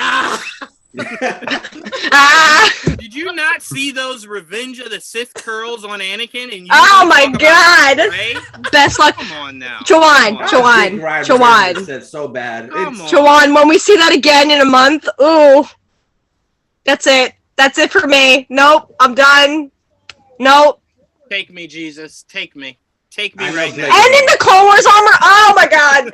I'll cease to exist. Nope. Yes, I'll be 100%. Done. 100%. And like I said, I'm very secure in my manhood. That is a gorgeous male. Can I be honest? Kind of way of saying that. You're right. No, I'm kidding. All right. Let's move on. I'm kidding. Well, I was gonna say I was like in person. No, I was gonna say in person. Like, no, definitely. I was like, Jayla, don't set her up. It's fine. Oh man. Oh please, you admit it too. Don't even. Oh, I definitely admit it. Yeah, that's why I'm like, don't set her up because I have to agree. There's no arguments to be had here.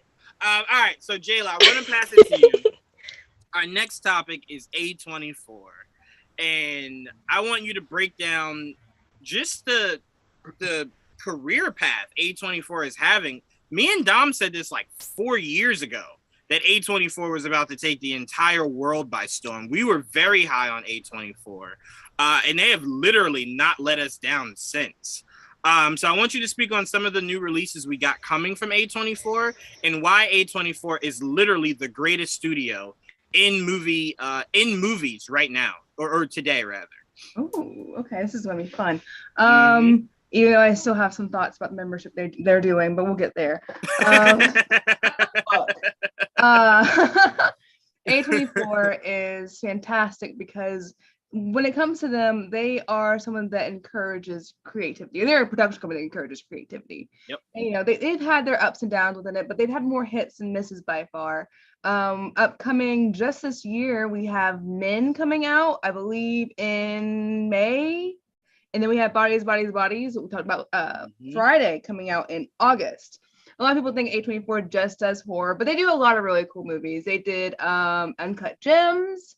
They did. What did you say? Ex Machina. Did they do Florida Project or am I crazy? They did. They did Florida Project. They're great. They're incredible. They encourage creativity. They did X earlier this year. I really, really want to see more from them. Aren't they behind Euphoria too? Are they? They might be. I thought they were. Yeah, I think they're doing Euphoria. Yeah, I think they're like an EP. Yeah, I mean, I'll take it. I wasn't sure on that one, so I didn't want to say it, but I'm not going to say no because I mean, say 24, but no. It's a good way to hedge your bet. Yeah. To close it all off, they have a wide variety of content that they are producing for everyone, and all of it has its own style because they let creators do what they do best. Yeah, and like I said, like they just have not missed, and it ranges. Oh, it's and not just everything everywhere all at once out right now. I completely forgot. Yep. They just don't miss, and it's not just one thing. Like Blumhouse, you look at and you're just like they're trying to take over horror, right? A24 is like, okay, sure, we want to take over everything, comedy, action, suspense. We want to do everything. And I do believe it is the most unflawed studio to date. Like they just don't miss. They don't miss. Where do they miss, AJ? I see you rolling your eyes. Where do they miss? No, I'm just thinking. It comes at night. They have some. They miss. For me, this is a marketing. personal take, but for me, I didn't care for mid-90s. I wasn't a fan of mid-90s. Okay. And Uncut Gems, I didn't really care for either. But those are the only two that I didn't really like. Okay, do you know what I'll say to you, AJ? I'll say this. I could name probably 3 massive fuck-ups by all the major studios today. Is there a major fuck-up by A24 so far? What would be the massive hiccup from Pixar? I always just group Pixar with Disney. I just group But they're still technically they do their creation separately but they're funded by Disney. So I just technically just group that in. But if I had to just pick out just one Pixar movie, no. Well, I would say Cars 2, Cars 3. You will shut your monkey flipping I wouldn't say mouth. That. Look, I didn't say they were bad. I didn't say they were bad. Okay. All right. Because Cars 2 had one of the dopest posters ever created in the history of posters. That was one cold ass poster. That doesn't tell the movie. It does. It lets you know. I literally thought you were going to say like the movie, and then you're like the poster, and I was like, yeah, one of the dopest posters ever. But I also had to get a shout out to my favorite movie from A24, Good Time. My movie! I love that movie so much. Don't forget Rob's best movie. Hey, Second Best. The Wit. Yeah, that's true. That's true. Oh, nope. Sabrina said it. No, it's his second best because the Batman. Oh, stop! Well, if I said the Batman, everyone would be like, "Yo, you guys, you're so biased." That's fair, and I am biased. 8th grade with that Bo Burnham wrote. I just keep remembering A24 movies. The more, I mean, they did Midsummer, so it's like they're killing a sacred deer. They were co-producing. I already said Killing a Sacred Deer. AJ, I never finished that movie. Never finished it because it was too weird. Sacred Deer? Really? No, it was too weird. The better from A24. The weirder the better. Oh, it's insane. It gets okay. I can't like it was good. Going like, I don't want to know how this ends. Oh, like I don't know.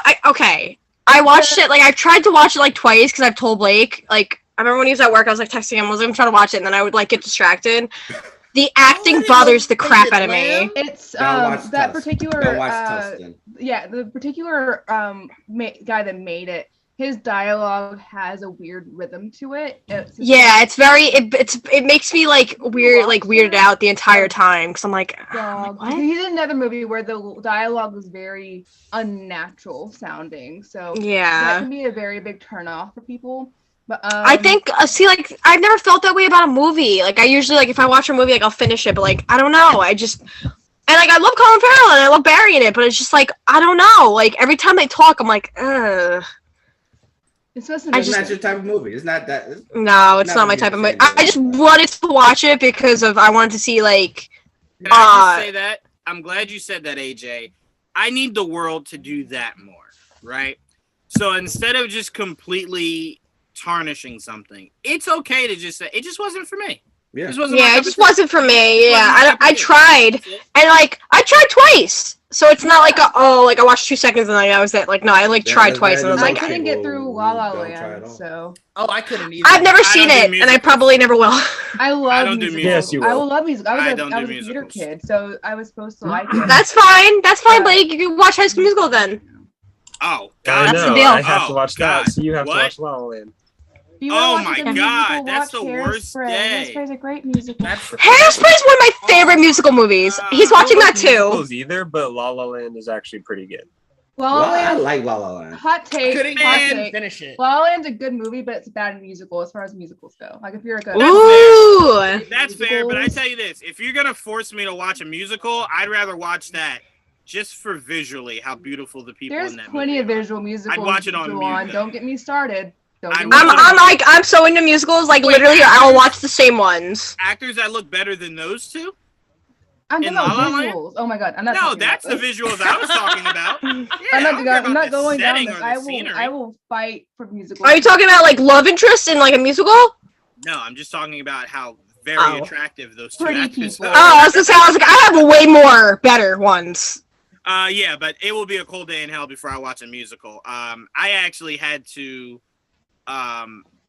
give the finale of Hawkeye a failing grade because their end credit scene was a musical. I said, I love musicals. That was not it. Because of one thing. Yes, I did. I love that scene. That was really bad. Okay, the song is catchy, but it was really bad. Here's the problem. I watched it thinking it was gonna pan to the audience and like Yelena was sitting there, right? Like she was getting a better look. When it just ended, I said, "Oh hell no! You had me watch a musical 3 o'clock in the morning for nothing." It was so ridiculous. I loved it. We're like all seething. It was so bad. They got 6 out of 10 for an episode. I was willing to give a 9.5 to. Whoa, hold on! You dropped it down 3 so points many. for the no. Yeah, No, I hate musicals. I hate musicals. I love hate Hawkeye. I love that show with a passion. It's greatness, okay? I don't like how you're treating Hawkeye just because of one part. AJ, I didn't. Well, I didn't like the Hawkeye finale anyway, so I just said the episode, not the whole series. Just the episode. The series was fine, but the finale did not hit. I thought the finale hit till then. There's a couple things like I said, no, it was too messy for me. Even that scene, it was so ridiculous that I was like, "This is just funny." Well, no, I kept telling Blake, I was like, "Listen, they have like 3 storylines going on at the same time. They're not gonna wrap everything up," and they really didn't. So yeah, all you would have had to tell me is that people were singing. That's where I throw that in the garbage. But Didge, I'll pass it to you. You guys just really don't understand how much musicals make me sick to my stomach. But Didge, Joanne, we're gonna get you to watch a musical. You're gonna watch High School Musical. You're gonna like it. New York, let's get it. Yeah, when you for my birthday, that's what I want. Well, I will tell you, I'll get you a cake. I'm not going to a musical. You're not gonna be a good friend and watch a musical with me for my birthday? If that is how you define friend, yes. I will not lie to you. That will never happen. It's about compromise, Joanne. It's about compromise. Okay, never so my compromise. Okay, do you know what? Compromise. You know what? If it's about compromise, here's the compromise. I'll go, but I'm bringing noise canceling headphones. My God. You're still gonna watch it with us. I don't care. That's fine. I'll watch it. I'm listening to nothing. Listen, you don't have to listen to the actual songs, but you'll visually watch it, and I don't care. No, Blake, don't get any ideas. Don't get many ideas. But I'm here. Blake's writing all of this down right now. Wait, I need them. Is for the music? I'm gonna cut them if you have them. Like I'm gonna literally cut the wire. I don't care. Yeah. No, you're gonna sit and enjoy High School Musical. I do not care. Oh, I will definitely watch them. I'd rather be airdropped into a war zone. But anyway, Didge, I pass it to you. God. What are your thoughts on A24 as a studio? And are you excited about the future of A24? So I'm really excited about Bodies. Like that trailer, I hadn't heard anything about it, and I just happened to see the trailer on Twitter, and I was like, "Oh, I want to watch this now." So I'm really excited about that. But A24, I was just like, while we were talking, I was looking through like just their list of films, and I hadn't realized how many films of theirs that I absolutely love. Like I already talked, I've talked before about how much I loved Hereditary and Midsommar. Mm-hmm. Like, they were co-producers on that. But did you guys ever watch Lamb? Yes. I didn't know that was an A24 film. A lot of times I'll just I knew right away that was an A24 film. Yeah. I should have known, definitely from the way it was. I definitely should have known from that. But there are so many times where when I'm just looking for something to watch, I'll just put on something random. I won't watch like the trailer for it or whatever. I just try to give something just a shot. And it's crazy how, like, looking through this list, so many of the movies that I'm just like, hey, this is something I really enjoyed were A24 films. Yeah. Now, to say that they're the best, I guess, company right now is hard to say. I'm tough to say any company is the best right now. Let me ask you this. Are they one of the best? Let me ask you this. What studio that if you just heard the studio was making a movie, you'd be more excited about than how you feel right now for A24?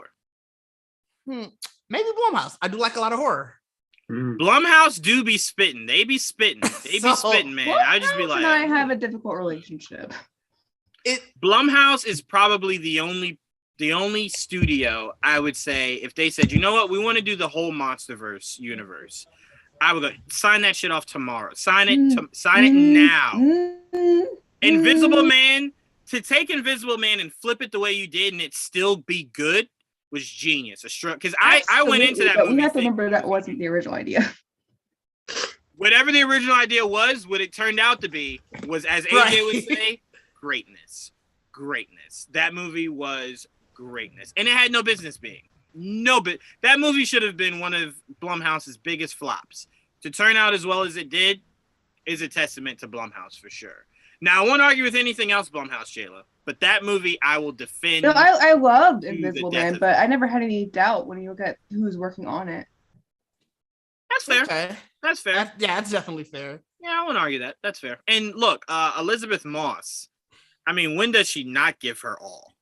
You know what I'm saying? Like, goodness gracious. I'll forgive Blumhouse when they make up for Truth or Dare. No, you didn't like Truth or Dare? No, I didn't like Truth or Dare. It was a corny movie. I like Truth or Dare. I like No, absolutely not. I'm sorry, AJ. I'm really glad you liked it. I did not like Truth or Dare. They used so fun. Snapchat filter for the face. Oh, it was. Anyway, on to the next person. Sorry, but I guess to finish out with A24, what also, as I was looking through like just sort of the list, just to make sure I didn't miss any movies, their TV division was insane. I didn't realize some of the shows that they did. The Carmichael Show is one of my favorite sitcoms. I'm so upset it only lasted 3 seasons. It definitely, I get why it didn't, but we should have got more. And you know, they produced that, and then Euphoria is great. I didn't go into Euphoria thinking I would like it, and it was great. So I went into Euphoria fearing it would be Degrassi, and I was but I liked Degrassi. I was a fan of it. You know what, Didge? You know when I was done with Degrassi, and I know a lot of people are shopping it around as like memes and shit because it's hilarious. But when Drake was dribbling that basketball and Homeboy stole it and he still was like pretending he was shooting it, I said, all right, I'm done with this show. What the hell was that? Like, but see, walking. When all of that was coming out, it definitely has to be pure nostalgia. Time. I was in middle school around that time, about to go into high school, and I'm like, this is what my high school is about to be like. This is gonna be insane. It's like, no, it never was like that. You got to high school and it's just like you guys are whack here. Is there nobody being put in toilets? It's like, no one does that, bro. It's like, oh. All right, is there a popular table? No, sit where you want. It's like, this is really different. What is happening here, right? Like, you get up, you throw your lunch plate, and you scream food fight, and everyone's just looking at you like you're crazy. Right? What are you doing? You're like, oh, it is just really nothing like the movies or shows. But no, I mean, and again, Jayla, I do side with you. Forget AJ. Truth or Dare was very, like, all right. But Blake, it is what it is. But Blake, it's okay, AJ. I like bad movies too, or movies that other people think are bad. See, look, I enjoy. You said it right the first time. I'm trying to be nice, okay? Look, but you said it. You spoke with your heart. You spoke with your heart the first time. I like bad horror movies. They're a good watch. They can sometimes. Sharknado, for example. Look at Sharknado. Oh, I can't do that. Like, I can't do that. I have limits. I have limits. There is just like. I'm gonna say this. Okay, Jayla, you proved your point already. Leave it alone. My limits. I'm sorry. I'm pushing a button. My limits with Sharknado is you're blending my two massive fears of a tornado and a shark, and now a shark comes out the tornado. Like I didn't even think they could be out of water. Now you could just hurl them and spin them at things. No, I can't do that. But to be fair, when it comes to bad horror movies, I told you guys what the greatest horror movie franchise ever created was. Leprechaun. Leprechaun is the greatest horror movie franchise ever created. He is the only horror icon. Look, he's the only horror icon. All right, guys, go ahead and turn off my. I'm gonna go ahead and stop my video for a second. You know, look, he's the only horror icon that went to the hood not once, but twice. He went twice. Name me a horror villain that goes to the hood once. They've gone to space, but they've never gone to the hood. No, that's all I'm saying. That's all I'm saying. I'll say Freddy Krueger. There you go. Has he gone to the hood? Yep. No, he ain't going to. Have you not seen that episode of Rick and Morty where we Scary Terry? Yo, Scary Terry. I'll argue this. If we believe Scary Movie is the greatest spoof of Scream, Scary Terry is the greatest spoof of Freddy Krueger ever created. When that was the greatest thing. Yeah, that shit was too funny. The heartfelt bitch. Oh, yes. Oh, bitch. I died. God. Yo, when he sliced that little girl, Scary Terry is the GOAT. But Leprechaun going to the hood twice. A24 should revive it. Make me some more Leprechaun movies. We need it. The culture needs it. Okay. Yes. Yeah, Jayla, you can't argue it. It's factual. He went to the hood twice. Come on now. You got to give him credit. All you have for him? Is there anything? Yes, that is Jayla. As a 28-year-old male, I've never been to the hood out of fear. He went twice. I haven't been once. That's credit. But Blake, I'll pass it to you. What are your thoughts on A24 as a studio? Does someone have an ice cream man? Me. I'm glad I wasn't the only out my window. Hurry up, Sabrina, go get me some. I want either a strawberry crunch. The hell expensive. You don't want that. And I want the ugly SpongeBob with the droopy face. Spider-Man. I want that. Come on. No, ugly Tweety Bird is the best. That's what I want. Yeah, you should get the Spider-Man. All right, so Blake, I'm passing it to you, but really quickly, they should make those gumballs illegal. Okay, because you go to bite into that shit and they're like rocks. They should be illegal. I lost a tooth. They're like jawbreakers from Ed, and Eddie. They shouldn't be like that. And those they really are. Horrible mistake. Oh my god. And by the way, nobody in Ed, and Eddie ever washed their hands, and there's no way you can make me believe that they did. Anyway, Blake, what are your thoughts on A24 as a studio? And is there any project that you're excited about that they have coming out soon? I love A24 because I love independent studios that hire creators because of their vision, as opposed to some studios that would hire a creator and just doubt them the entire time or want to meddle with them, and we end up not getting their movie. With A24, you get the most wild concepts because the studio backs those concepts up, and if they fail, they own it. And if they work, they are more than happy to own it. And there are very few A24 movies that I just straight up didn't like. Like even the ones that didn't necessarily do it for me, I'm still kind of with. And I think the biggest movie like that for me is Lamb. I didn't dislike it, but I didn't like it either. I was just kind of like, interesting concept. It just kind of came and went for me. But it's one of those not for everyone. Like you can appreciate like the work that went into it and how well made it is on a technicality standpoint, but it's not going to hit home with everyone.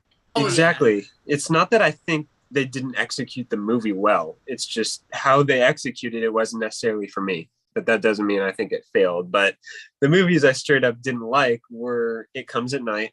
I feel like that whole movie was just kind of build up to nothing, which sucks because I loved the atmosphere of this movie and I love what it thought it was building towards.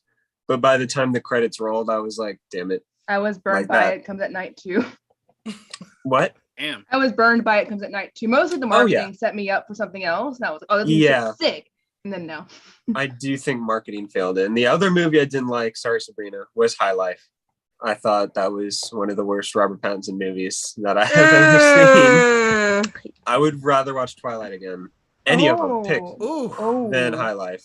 Because again, great concept, but the execution just was not worthy of such a concept.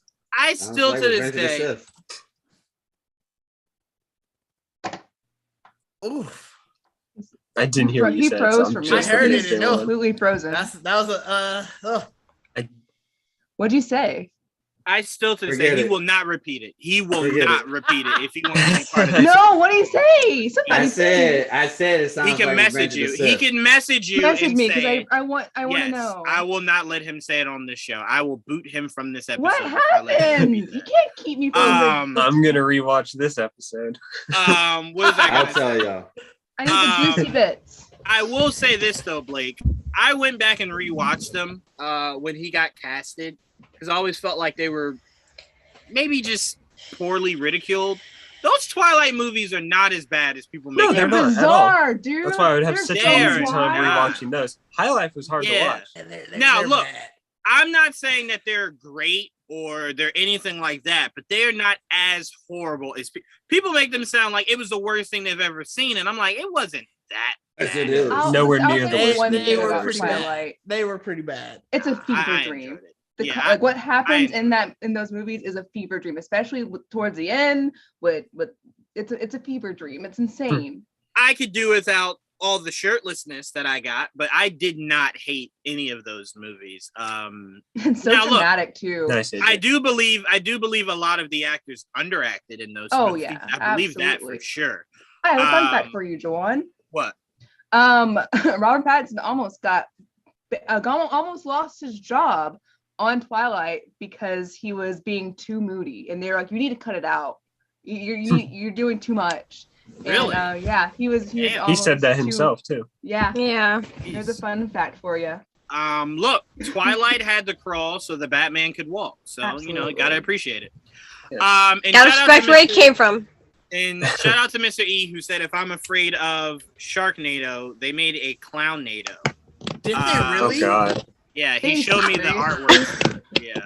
But they did. This is hilarious. I'm watching it. I'm going to go watch that after this. Look, I can do Piranhas, but I'm not giving you Clownnado. Mr. E says, Blake is right. I can't wait to work with them one of these days. My movies are going to be super weird. Mr. E, I can't wait to see. Mr. E does really good job at writing scripts and concepts. So A24 would be lucky to have Mr. E. A24 backs movies that no studio would even consider. Right. Like they're so out there. And that's why I respect them, because it's like, don't limit us. If someone wants to tell this weird story, let them. It doesn't mean you have to like it. Just let them tell it. And again, like I said, sometimes you have to let a concept breathe. Like, could you picture if somebody said no to Inception? Like, think about that. Think about how great that movie was, and then picture someone saying, nah, I don't think anyone would want to see that. Pass. Yeah, like, excuse me? Yes, we want to see it. Like, give them the freedom to be able to do that. And what I like you said about A24 is it's not massive names that are directing these movies. And that's what I love most about it. Because if you can tell somebody that I've never heard of, yes, then that means anyone that brings you a good idea, you're open to. And that's the mindset every studio should have. Because you can get a hidden gem out of literally nowhere, right? Oh, yeah. Literally nowhere. Some would say you get some uncut gems. Nobody give that to me. I didn't even like it coming out. I'll give it to you. I give it to you. I like it. No. I like it. A24 is really known for their horror movies. Right. But just looking at what they've done, I forgot about some of their, like Locke. If anybody's seen that with Tom Hardy, no studio would look at that and be like, it's just Tom Hardy driving for an hour and a half. No, they do, but it's such an engaging story. Yep. They did Room. They did Room. Yeah. A24 and Blumhouse, man, they just live rent free in my head. Like just on a random Thursday, I'm just like, what is Blumhouse and A24? I trust A24 over Blumhouse. Still, I'm with you there. I'm 100% with you there. In movies I will say. In their defense, and Blumhouse's defense is, as the years go on, I'm trusting them more. Well, I will say Blumhouse gave me one of the greatest scenes in horror movie history when they allowed Michael Myers to go full on John Wick. I had been asking for that for forever. Absolutely not. I remember that was a lot. That was a lot. I'm gonna be honest with you. When we did our trailer breakdown for that movie, and I posed the question like, what is everyone looking forward to the most? I've been flamed out from Michael Myers since Rob Zombie did the second one. So I've been kind of just tapped of the character. So I said, if I'm looking forward to anything, I want to see Michael Myers go full John Wick. And they're like, what? That's so stupid. They're never going to do that. That's not even Michael Myers. I'm like, all right, I'm just saying what I want to see. When he was on that ground and got up, I said, oh, he's going full John Wick. That shit is stupid. And that's your favorite horror movie scene of all time? Yeah, that, and then when the leprechaun put his little finger through the phone in Jennifer Aniston's ear. Yeah, those two. Jayla, I don't want you to say that I have horrible taste in horror movies ever again. I never said you did. It just Truth or Dare wasn't that good for me. Jayla said you like bad horror movies. There's a difference. I never said that. I just said specifically Truth or Dare wasn't a good movie. Specifically. It's okay, Jayla. It's okay. We don't like AJ either. Anyway. Whoa. Look, I'm used to it, Jayla. It's okay. Look, I'm used to it. Wait, Sith Morrison says, I don't accept Halloween kills slander. I agree with you, Sith Morrison. They gave me the worst of the Halloween. I'm just saying the best horror movie scene of all time. It's between that scene, Jayla. It's between the phone scene and the leprechaun, and it's between Jason X putting the two chicks in a sleeping bag, zipping them up. Oh, I actually like that scene. Like that scene. I'll give you that's that iconic. One. I'll give you Jason X. That's iconic. I never thought someone could die in a sleeping bag like that. That's iconic. Second time he killed someone in a sleeping bag, because I swear. No, that was the first time. If I'm wrong, I will be very happy to see that. Hang on. Killing people in sleeping bags has become the norm. So I'm like, I would love to see that. Because I swear he did it before that. Hang on. I'd love to see it. Look, I know he killed someone in a bed by just collapsing the bed. I know that. And then he stabbed him. I'm like, God damn, Jason, how did you not think bending a body killed him first? But Sabrina, I'll go to you. Are you a big fan of A24 in what they've been doing? Yes, I am. Like, I usually don't follow like movie companies and stuff like that, but like I definitely I think like one of the only few I know. Yeah. Because like I said, yeah. So like I always forget like what movies are under them, and then like I'll watch a movie and I'm like, oh, okay. You know what I mean? Like, so like when we were talking about it just now, I'm like, oh yeah, that was one of them. I love that movie. So it's like, yeah. I definitely have to say I do then, because I end up loving like pretty much everything they've ever made under them. 100%. I'm with you there. All right. So we just got 2 topics left before we get out of here. The first one is summer blockbusters. I want to hear what movie you're looking forward to this summer. AJ, I will start off with you. No bad takes or you'll offend Jayla. So I don't even know what's coming out this summer. What's coming out this summer? This is usually why, AJ, when I send topics out the day before, people read them. Jurassic World, you got Minions comes out this summer. Top Gun's coming out this summer. We got Thor: Love and Thunder's coming out this summer. Lightyear. Bodies, Yes. Lightyear. I have a whole schedule of movies that are coming out this summer, actually. Okay, so my most anticipated is Lightyear. I would say that. Yeah. Lightyear for sure. Okay. It would have been Thor: Love and Thunder, but the way Gore looks, it depleted that. Let it go. I ain't letting that go. Let it go. That is. You're like, no. Let it go. No, Let Gore go. Let Gore go. Let Gore. Gore go. Probably won't. Let Gore go. Anyway, come on, let I'm him excited go. for Nope. Come That's on. hideous. Come on. That is hideous. Come on. Hideous. Come on, AJ. Anyway, I'm excited for Nope. I'm a huge fan of the Jurassic World franchise. I know a lot of people aren't. I am so not. I am excited for World Dominion. Those are the 3 I'll pick. Lightyear, Okay. Nope, and World Dominion. Lightyear better end with a Woody cameo.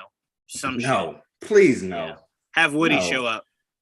Yeah. That would be awful. That would be Do that. awesome. You used the wrong A word. That would be awesome. Oh, Oh, don't yeah, forget, nobody Nope in comes that out this summer too. I said Nope. I said Okay. Nope. All right, good. No, hey, Jayla, come on now. I'm just making sure you remember. Shout out to Joe from Just Your Average Joe. He said he thinks maybe the acronyms for that movie could be Not on Planet Earth or Not of Planet Earth. That's what everybody's saying, yeah. Yeah. So I was like, oh, okay. All right, I like that. Somewhere Peele is sitting there and he's just like, shit. All right, change the marketing, make it that. Everyone go, awesome. go. Go. All right, Didge, what summer blockbusters are you looking forward to? I was gonna say Thor: Love and Thunder, but I feel like that's everybody is. You can still say it. Yeah. No, but I mean, I think that's a given. Most people are not for AJ. Yeah, I know that. It's still my number 2 most anticipated movie. You'll live. But it would probably be Jurassic World and Nope. Jurassic World, I don't care how bad those movies are gonna get. Dinosaur movies, you got me. I'm there. You got me. And argue Nope. that. Yeah, Nope. Just obviously, we've seen all. I'm more with Nope. I just want to know what the hell is going on. Well, of course. Oh, I forgot one. I bet is yours the one that you forgot is what I'm gonna say. What are you gonna say? I don't want to say it yet. It's not my turn. Okay, then hold on. Didge. So I want to ask. So I want to piggyback off of that. I think not knowing what it's about is what's fueling my anticipation. Oh yeah, for sure. And I hope with the second trailer they don't make it any clearer. I like not knowing what the hell this movie is about. So when I get, because then I can't set any expectations, right? Like if you go, oh, it's about aliens. Now I'm like, all right, well now the aliens need to be cool. And this, like, if I don't know, I can go into it. And if I think it's bad, it's not because it didn't meet expectations, just because I thought it was bad, right? Yeah, for sure. And that's what so I'm like. That's what I mean. Just and that's definitely what I mean by I want to know what the hell is going on now. So it's like I just need this to come out so I can go there. I can see this, and I didn't think of the not of planet Earth, being the acronym for Nope. I loved it immediately when it came out. All of Black Twitter was like, yes, that's what you need to name a horror movie, because that is the reaction. I thought, yes. So to piggyback off that, I thought the movie was called Nope because I'm like, all right, you got black leads. Yeah. And some weird shit's happening. And the first thing we would say is, nope. Nope. Hell no. I'm getting the hell up out of here. So I'm like, yeah, that's very accurate. Yeah. Right. All right. I'm like, and then when Joe said that, I'm like, oh, well, now that sounds more more realistic. Oh, okay, yeah. Like, yeah. We're both because yeah, Kiki Palmer says Nope in the trailer. She definitely does. I'm like, okay, all right, if we're taking race out of it, sure, yeah, not a dual meaning, yay. But Jayla, so what do you think? No, I'm sorry. What are your summer blockbusters so we can see if one of your picks is what AJ was thinking about? Look, we already know how I feel about Love and Thunder. We know I'm excited. It's whatever. I'm excited to see Bullet Train. Yes, that's what it was.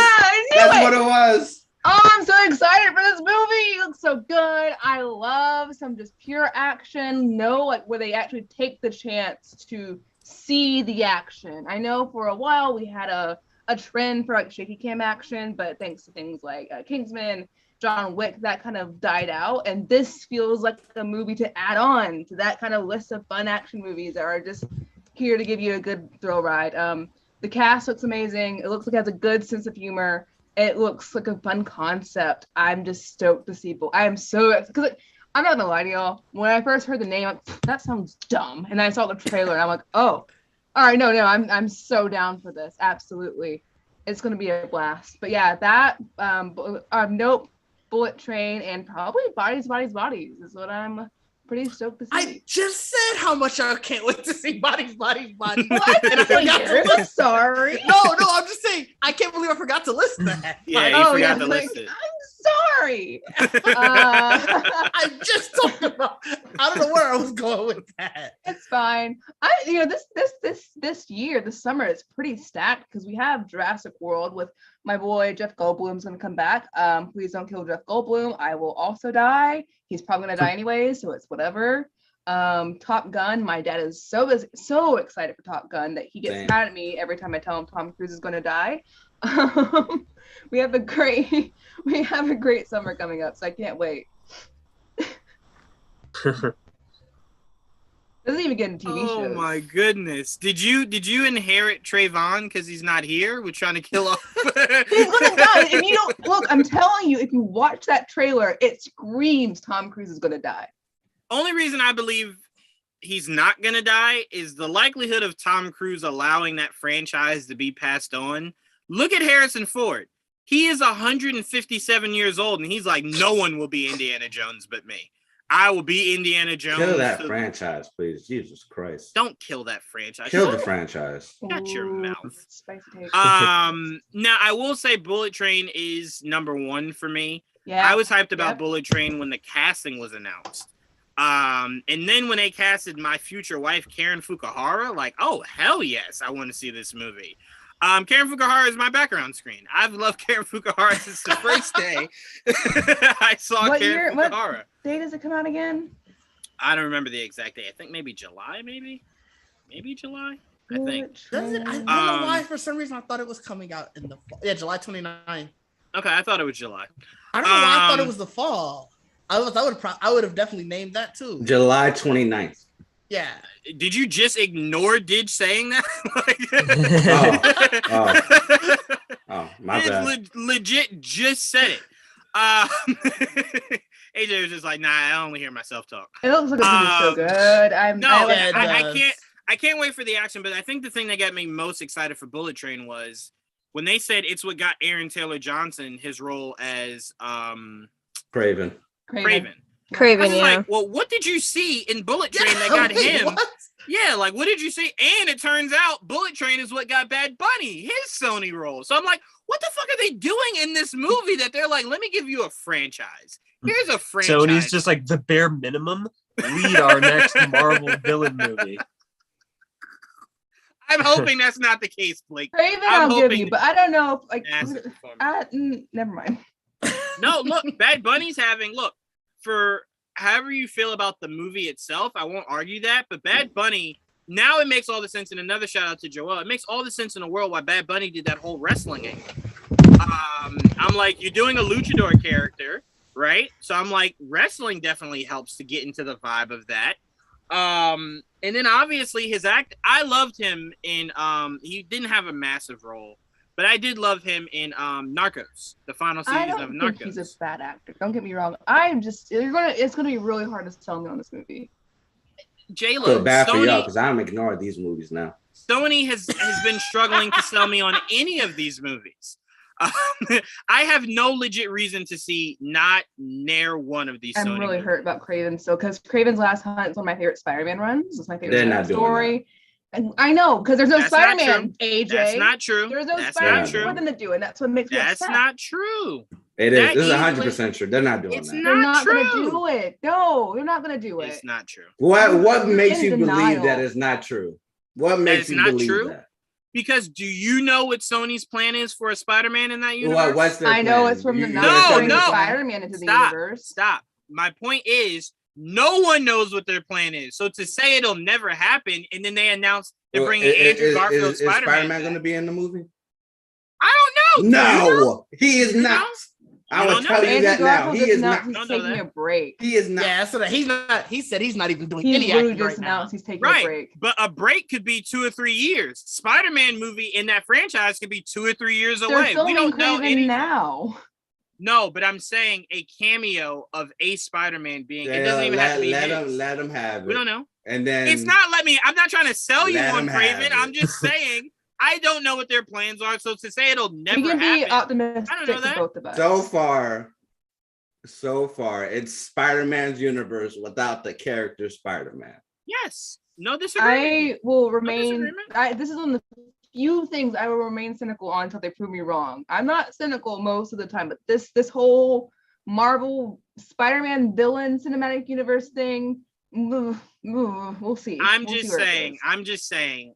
I can't say never because I have no fucking idea what they're doing with this universe. None. No I don't know. You're not wrong, but we'll see. To me, to bring Craven back and to not do that one massive storyline, which is pretty much his, his whole thing. Bring in Venom without having Spider-Man because Spider-Man is the whole reason Venom exists. Not the whole reason Venom exists. It's the reason he looks the way he does. Spider-Man, but he doesn't look that way anymore. I mean, he doesn't look that way in these movies. So that was a way to get around it. So you can do it. But Blake, I'll pass it to you. What summer blockbusters are you looking forward to this year? Obviously, Thor and Lightyear are some of the biggest ones, but I honestly think above all of them is Nope. I love Jordan Peele's take on horror, and not just the things he directs, just like Monkey Paw Productions in general. Yeah. Everything they touch, really, Lovecraft Country and Candyman, they're all genuinely good because it's the best part of horror is the stories that they tell and the characters. Like, if I don't root for your character in a horror movie, then it's just kind of like a turn off your brain, let's see how they die kind of thing. Right. And horror movies mean so much more when you don't want them to die, but you know they will, or something bad will happen to them. They like not necessarily die. Like Get Out is one of my favorite horror movies because of how much you care about everyone in it. And there's really only one good character in that movie that you root for. And spoiler alert, he doesn't die by the end. So kind of like what makes that a good horror movie? He died. Right? What? Oh. So what a bummer it would have been if he died. Oh, the bummer is the alternate ending to that movie. Yeah. Like that's what puts you in that mood. Ooh. And Us was more on the horror side than Get Out was, which I appreciated. And I feel like Nope will be more on the suspenseful science fiction side of horror, which Peele hasn't done a ton of lately. So, and I know nothing about it. I'm not going to watch the next trailer for that movie. I'm already sold. It looks fantastic. So I'm just going to go into it with no thoughts on it. Just please be good. That's the only thing I want to see from it. Yeah, no, I don't disagree at all. Yeah, I mean those what he's done is something that is starting to change the game forever. He's changing the narrative on what a horror movie could be. Right? Because you look at it and you're like, a horror movie can't be this introspective conversation pusher. And he's like, well, Get Out. And you watch that and you're like, shit, he did it. Right? Because we're used to horror movies just being, there has to be a guy with a mask, slasher, he's coming after kids during college parties or making out or smoking weed or what. Like, he's just starting to change the narrative on how far you can go when you do these kind of movies. In Lovecraft Country, what I loved about that was he didn't direct any of the episodes, but so many episodes felt like Jordan Peele. The one episode with the two girls, that looked like Jordan Peele dropped down and said, all right, let me direct this episode. Right? That ghost episode was freaky. Yeah, and there were also episodes that screamed J.J. Abrams. The episodes wherever you see like aliens or anything like that's J.J. Abrams. You know he came down and said, all right, this is what you're going to do. So I'm like, that show was just how they didn't continue it. I don't think I'll ever truly understand that. Like, Warner Brothers was racist. That's why. Also, it sweeped at the awards, or at least it was nominated for like everything. Right, yeah. But look, the one good thing that came out of it is almost everybody attached to that project has gone on to do bigger and better things. So it's like, you know, it didn't derail anybody, you know, from a showrunner standpoint, producer, actors, crew. So I'm like, as long as everyone was able to extend their careers, it's fun. It was probably a month or two after I watched that show that Jonathan Majors was cast as King the Conqueror, and I was like, oh, him? That's going to be incredible then. And just judging him off of that show alone, I knew he would do a good job.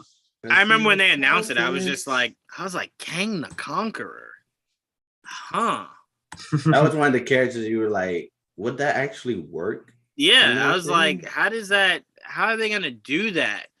And then you see it start to slowly unravel itself, and you're like, well, couldn't have gotten a better name. I trust you, Kevin Feige. With more screen time, He Who Remains easily would have been one of my favorite villains of the MCU. Had he been in more than just that episode? That's the question, though. Was he a villain? No, and I struggle to even say that. I would just say character of the MCU 100%. Because he had no malicious intent. That's just none. And he gave them a choice. Yeah, he gave them a choice. He was just like, hey, you can kill me now and leave the future up to interpretation, or leave me here and we'll try to figure this thing out. And she just was like, ooh. I do think that moment where Sylvie stabs him and he just winks and says, see you soon, is one of the most haunting moments in the MCU, whether he's trying to be creepy or not. That moment just gives me chills and I love it. I love that episode so much. Dread, because you're like, we know that it is the catalyst of starting something insane or something bad's going to come from that. It's changing the foundation of what we know as far as the MCU. I think my favorite part of that is when he screamed at Sophie, "Grow up, Sophie!" Like just the Murder. Just the command he brought scared the shit out of me. And I was already on edge from that fucking clock popping up in the first 10 seconds of the episode. So I was on edge that whole episode. And then when the elevator doors open and he's sitting there, and I was just like, oh, they did it. His entire performance sold me when he's just like, we're all villains here. Right, you guys? Yeah. That's like my favorite moment for that whole episode. I really thought he was the one above all when I first watched it. Until it was like, I actually like revealed who he was. The one above all. As in, the one above all. Totally different character. Totally different character. Who Remains and Living Tribunal. That's where I thought they were adapting from at first. And like the first few moments until the episode. Well, they would never adapt to One Above All because Kevin Feige is one above all. That's fair. There you go. Fair point. Thank you very much. That's fair, and that's canonical. No, but yeah, I'm very interested in seeing where things play out from that. But Sabrina, what's your summer blockbusters? Probably my main one is probably Lightyear. That's probably like my main one. And I'm like, okay, yeah. Oh, you mean Lightyear after the Batman? Yeah. Okay, gotcha. He said. Oh, actually, to be fair, okay, listen. I mean, yeah, I'll probably just be like my summer blockbuster. I'm just gonna pretend it's the Batman again. Yeah, because you know what I do? I try my hardest to forget that I saw it and then watch it again. So I'm like, all right, I'm gonna look forward to watching it later this month. See, I try to do that, and then I end up reciting half the movie, and I'm like, I've watched this too much. Easy. Yeah, it's not easy. Like a part of me, I'm like, okay, I'm not gonna recite the lines. Like I'm gonna like watch it like it's the first time, and I'm like, and then I like still end up doing it. And I'm like, damn it! Like this movie's. I have too much of an asphyxiation on this movie. Like I'm literally like, oh my god, I want to go home and watch Batman. I watched it yesterday and started reciting lines I didn't even know I knew by memory. It was just like, oh shit. Like, how often do I do that? On face, I'll literally just like, it'll be quiet and I'll just start saying something. He's like, oh my god, here she goes again. There's just a pause, like a little chunk of silence in a conversation, and randomly she'll just be like, Carmine, I said I want you to put the fear of God into this guy. And I'm like, why that part of all the parts in the movie? I don't know. Or I'll be like, yeah, or it's like I kept doing the like emosis around the wound, and he was like, "What are you saying?" And I was like, "I don't know anymore." He was like, he was alive when it was cut. He was like, "Stop!" It happened even before the movie came out. I had like the score stuck in my head, and he was at work, and he called me, and I was like singing it, and he was like, "Oh damn it! Now I can't get it out of my head." I was like, "You're welcome." I just picture her in a straitjacket, like, "You are El Rada Alada." You are El Rada Alada, like a stool pigeon. It's like little bits in my like head. I'm like, I'll literally just be like talking to myself. I'm like, oh my god, this is bad. Oh man, no, that movie has definitely become a religion. That's why I like the second one. I'm fucked all over again. Just the announcement's gonna kill my soul. Like shit, not even seeing it. Just when they announce what's me and Juan, I'd be like, Juan, are you live? Because I'm not. Look, I'm not gonna be alive come May 27th. So oh my god, you and me both. So it's Lightyear. What else? What else are you looking forward to this summer? I'm curious about Nope. I haven't seen all of Jordan Peele's like horror movies. I haven't seen Us. So you haven't seen Us? No, I haven't seen Us. Well, Blake, you got some work to do. I'm gonna watch Us. I got the Steelbook for Us. Nice. I don't want to say the rest because Blake gets mad at me when I say it, and I'm sorry. She doesn't like Get Out. I don't like it. Why not? I don't know. It wasn't my kind of movie. Oh, that's fair. Okay. That's fair. I don't know. I tried to watch it, and I was like, I don't allow it. It's a good horror movie, but it just was like, it's fair, but it's not. We're gonna rewatch Get Out every month until you like it. Until you like it. Or like okay, then we'll do the new High School until you like it. That's not a fair trade-off, as Blake. far as that's not you know, a fair I trade-off. like it already. There you go. What? Just one day be like, I saw it and I love it. We don't need to watch it. No, because I know when he's lying, because he can't lie to me. I'll just be like, I like it, okay?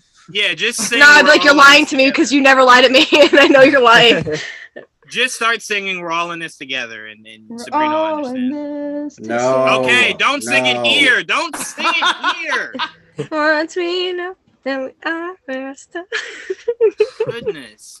See, like now it's like once Blake sees High School Musical, now I can send that stuff to him and like quote that to him. Oh goodness, Blake! I can't we wait. got some blocking to do. Just watch Anyway, two. Honestly, though, I'm telling you, I love musicals. You're gonna watch that. You're gonna watch The Greatest Showman. You're gonna watch Hairspray. And you're gonna love all of them. We're gonna have an issue. I will happily watch The Greatest Showman. Hairspray will take some convincing. I've never Hairspray. been. That If will you, be in my if you trust hotel my sleeping. opinion, I really like Hairspray. I love that. Wait a second, Jayla. I respect your opinion, but like the fact that my boyfriend doesn't even respect my opinion alone, like it's just like. I respect your opinion, but disliking Get Out, I'm just not going to acknowledge. we're gonna get to that. Fine. I watch a lot of movies that I'm not like into, but like I do it for you, so that's compromise. We talked about this the other night. It's compromise. That's right, and I get to watch 3 High School Musical movies. Oh, you're gonna love it! It's gonna be amazing. yeah. So you know what, Blake? Do me the favor. Watch all these musicals. So when we all meet up for New York Comic Con, we don't have to do a musical. Sabrina will be completely musicaled out. No, I can That's never be her musicaled loophole. out. I told you when those movies came out, I watched them literally every day, as much as I watched the Batman. Ugh. Yikes. Goodness gracious. Okay. All right. Our last topic, because I'm getting seasick here. Our last topic is Seasick. Oh my god. favorite upcoming Marvel project, but it cannot be a movie. Marvel project in general, not just MCU. Yep. But it cannot be. Oh, no. Then it can't be a Marvel project because you're talking about like Sony and stuff, right? You Blake? just said Marvel project, but it can't be a movie. Yeah. So just Right. shows? Yeah, Or- just shows. Okay. Just shows. And it has to have already been announced. No, it could be something that you want to see turned into a show. Moon Knight. Moon Knight season 2. I'm not gonna say anything because you guys are mean to me. team up. Like, how did I know something Moon Knight was coming out of that? Mr. Something Knight Moon Knight was spinoff. coming out of Just that. Nicolas Steven Cage with Ghost Rider. Just called Steven with a V. Mr. Knight. That's it. Steven Nicolas was Cage Ghost Rider. That's all I want. Mm-hmm. all right, okay, I accept that. I'm gonna go. I want a Kate Bishop show. I I'm thought surprised that's she what hasn't got season confirmed 2 of for Hawkeye one. was gonna be. Like Say Kate again? Bishop Yeah. would just lead that. Would you say again, Blake? Say it again. I thought that's what season 2 of Hawkeye was gonna be. I don't think we're gonna get a season 2 of Hawkeye. I think she will call herself Hawkeye. But to me, I kind of feel like get a more creative name. You did Hawkeye for season 1. If you call it Hawkeye again, there are still people that will be expecting to see Clint Barton, right? It's why Ironheart series will be called Ironheart and not Iron Man, right? Well, okay. That doesn't understand the logic because like Captain America, but Sam Wilson. Right, but the only difference is we know that Steve Rogers is gone. We just know that Clint just went back home. Like, Clint doesn't have to die for her to take over as Hawkeye. They're still both Hawkeye. Trust me, I've spearheaded that for Trayvon that he doesn't have to die. I'm with you. I'm just saying. It was like I want to see him die. To the audience, because Clint never said he retired. He was going to retire. Anything. Well, like he's kind of the idea. Okay, to be fair, that man's like tried to retire a bunch of times, and he's like, I'm going out of retirement to fight this threat. So it's like it doesn't matter. He never really retired before. He didn't. Are you talking about in like the comics or like in the movies? No, in the MCU canon, he didn't retire. He was on house arrest. He couldn't do anything. So no, before that, he literally said he was like in retirement, and he came out of retirement. Well, no, that's what Iron Man called it. But he was really just on house arrest. He was on house arrest and he came off of house arrest. So Iron Man looked at it like, oh, like how is was golfing not enough for you in retirement? And it's like, yeah, That's lame. win 18 holes, hit 18 holes. You know how I do. That's why Clint is such a badass. We need more of Clint. Are you serious? He's such a fucking badass. But anyway, yes, I want a Kate Bishop show where Kate can just, as AJ would say, thrive in all her greatness. And I would also add, I want a Yelena show. I want to see what the world looks like to Yelena with the truth that she now has. Like what do you do now? Like you found out that the people who hired you lied about how your sister died. You now know the truth. Do you go back and work for them? Do you chart your own path? And if you do, what's your path? Because I always said since we never got to see Clint and Natasha really do a team up, right? Like where they're really it's just them. It's not the other Avengers. Why not give it to us with Kate and Yelena, where we get to see that ultimate team up, where it's like now instead of just seeing what Kate or Yelena does, we get to see what they both do together. I would like that. And to see Kate and Yelena try to pull off a whole Sex in the City vibe would be fucking hilarious. Just seeing them try to pull that off, knowing that that's what Yelena said she wanted, would be freaking epic. So I would love to see those two. And I am looking forward to Ironheart. That show has massive implications because apparently it's rumored Riri is why Submariner comes around. She's going to be in Black Panther 2. And obviously it seems like she'll have either a rivalry or a relationship with Shuri. Or a friendship. Let me say friendship so people don't think I mean actual relationship. So I'm looking forward to seeing what Riri does in the MCU going forward. So that's what I'm going with. Didge, what are you looking forward to as far as MCU projects that aren't movies? I'm looking forward to the Echo series. It's in production right now. Yeah, I think I don't want to butcher her name, so I'm just gonna say the actress that played Maya Lopez. Mm-hmm. She did really well from what we saw already in Hawkeye, and I'm really interested to see where they take her character and sort of what's coming next for her. Right. So that's definitely number one. And then, yeah, also the Ironheart series, just because obviously, we've slowly seen more of the younger characters, and I like to see more of that. Yeah. And you know what? Generation. You know what? I want to take my Kate Bishop one back. I'll let AJ run with that if he chooses. I want to replace it. I worked up a whole concept that I fell in love with. So we know we're getting Armor Wars, right? Mm-hmm. And from what I'm hearing, we will be seeing Blake's favorite character of Iron Man 2 return in that said series. As we should. As we should. But there is a name that has not been said.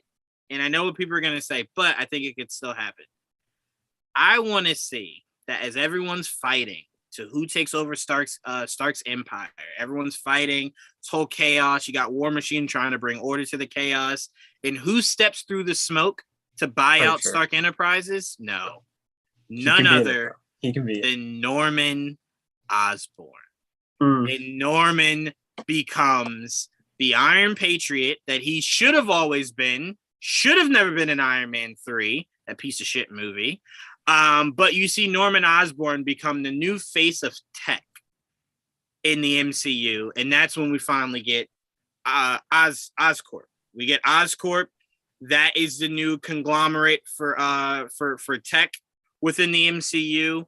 And Norman Osborn will turn out to be the one who has hired Contessa de la Vontegra. Did I say her name right? No, maybe I said her name wrong.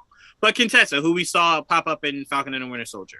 Norman is behind her. Yes, and we are building the Dark Avengers. Wow. That is what my plan is. Wow. That is what I see Armor Wars becoming. And if it's not, throw the whole fucking series in the garbage. That's a stretch. The expectations are too high now. Thanks, Jayla. They are too high. It is a stretch, but I'm here for it. I wouldn't be mad. There is no better way to introduce Norman Osborn in the MCU, which I heard that is very much something they want to do, than that. Everyone's fighting for who's going to become the new Tony Stark. Norman Osborn. There you go. Solved it. So I'm hoping for that. But AJ, what are you looking forward to outside of just Kate Bishop as much as you could possibly legally get Kate Bishop? I'm gonna pick Agatha. I'm really interested to seeing what her character is going through right now. How is it going to affect Wanda's story? How is it going to affect the future of the MCU? So Agatha is one of my picks. And then the other pick is the Shang-Chi spin-off series that's going to come out. Hopefully, I don't think it's going to be about Shang-Chi, but about his sister. Yeah, I hope that's what it's going to be. Yeah.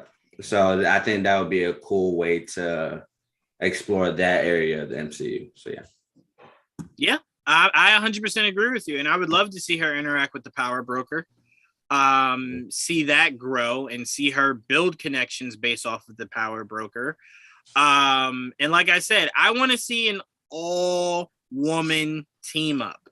I want it. I want it desperately. I want my female Avengers. I was promised it, never got it. I've never heard anything else about it. I want my A-Force. Feige, you promised it to us in that little snippet in Endgame. You spoke about it, said we would get it one day. That day needs to be now. I don't want another Avengers movie till I get my A-Force. I want that shit. Because you just built up so many great female characters. Now I want to see that shit come together. No men, all female narrative. Give it to us. We deserve it. We deserve it. But yeah, so I'm definitely looking forward to that for sure. Really good picks, AJ. And I'm shocked no one said the one that I left out on purpose. So I'm going to see if that gets rectified. I want to go again, by the way. I want to change my answer. I'll go last. Yeah, go ahead. I'll go after Sabrina and Jayla. Okay. All right, go ahead, Jayla. Hasn't been announced at all, but I want to see Heroes for Hire, personally. That's what I want to see. Absolutely. I want a proper Heroes for Hire series. We never got Iron Fist, so I would love to see. From what I'm hearing, Iron Fist will be shown in the next Shang-Chi movie. Now, that does not mean that Heroes for Hire can't happen before, but there's supposed to be like very Mortal Kombat style, a tournament that takes place. Please don't get me too excited. And Danny Rand to wait for years. Yeah, that's a lot. Please.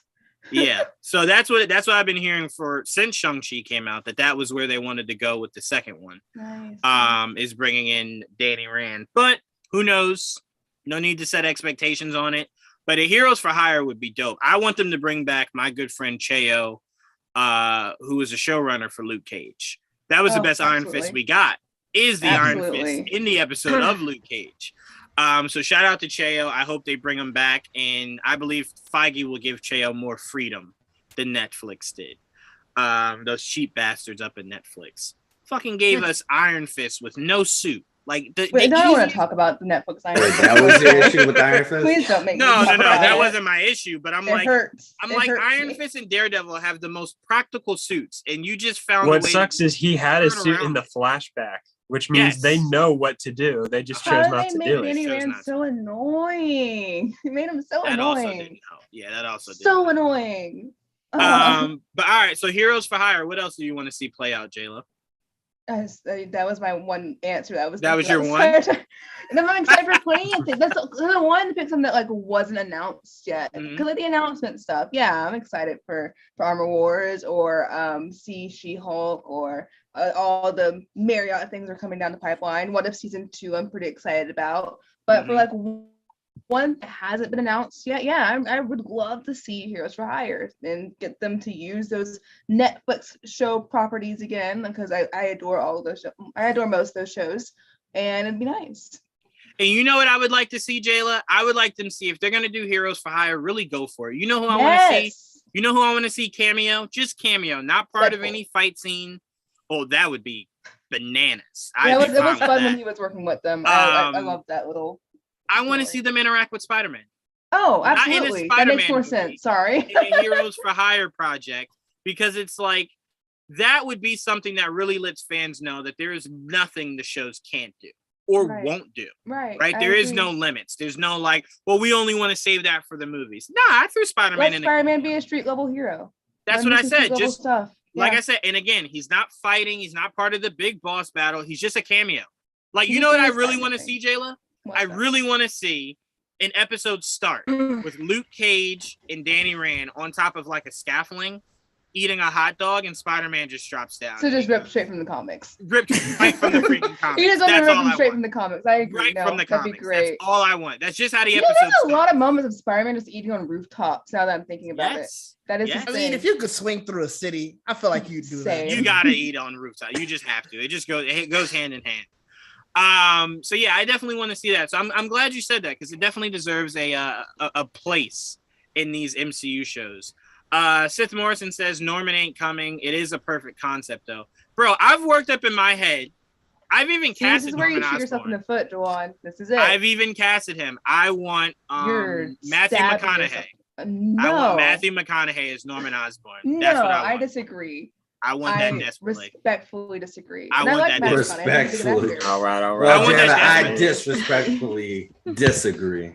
I want that desperately because to me, what I want to see play out is I've seen every other variation of Green Goblin, right? I've seen their version of Hobgoblin, even though they just call him Green Goblin.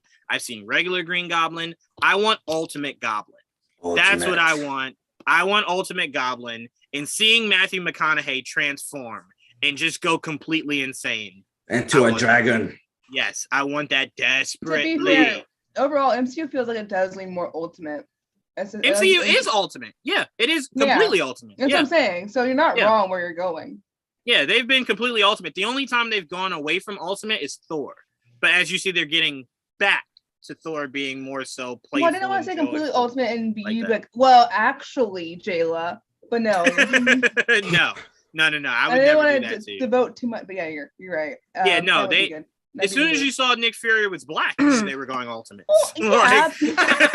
As soon as that man showed up at the end of Iron Man, it was like, oh, you're doing ultimates. That's why. And Peter is very ultimate Peter. Very, 100%. Very much so. Yep. I told you, when he was casted and showed the photo of him with the bangs coming down. Yeah. No shit. They never used that in the movie. Oh my God. His hair's never like that in the movie. I'm mad about it, but it's fine. It's whatever. John Watch, you need to fix that, John Watch. Which, I by don't the know way, why he posted the picture if they weren't going to do it, but it's whatever. I don't understand that either. But I did want to add, Deadline did come out in the same article that said John Watts was stepping away from Fantastic Four. They did say in the same article, Sony is very much under the belief that he would come back for Spider-Man 4, 5, 6, however many they decide to do. And still direct those movies. So it's Sony should have no say. Fuck Sony. They own the character. I don't give a crap. There's probably no one that have a bigger If say. Anybody should announce that, it's Marvel, not Well, Sony. They will. Yeah, Marvel will announce that. That's for sure. But all right, Sabrina, what project do you want to see pop up in the MCU? No, I'm not gonna say anything. What were you about to say? What? Nicolas Cage. I said it before. I was trying to troll. I was like, Nicolas Cage, Ghost Rider. Oh, okay. Yeah, you can keep hoping for that for sure. No.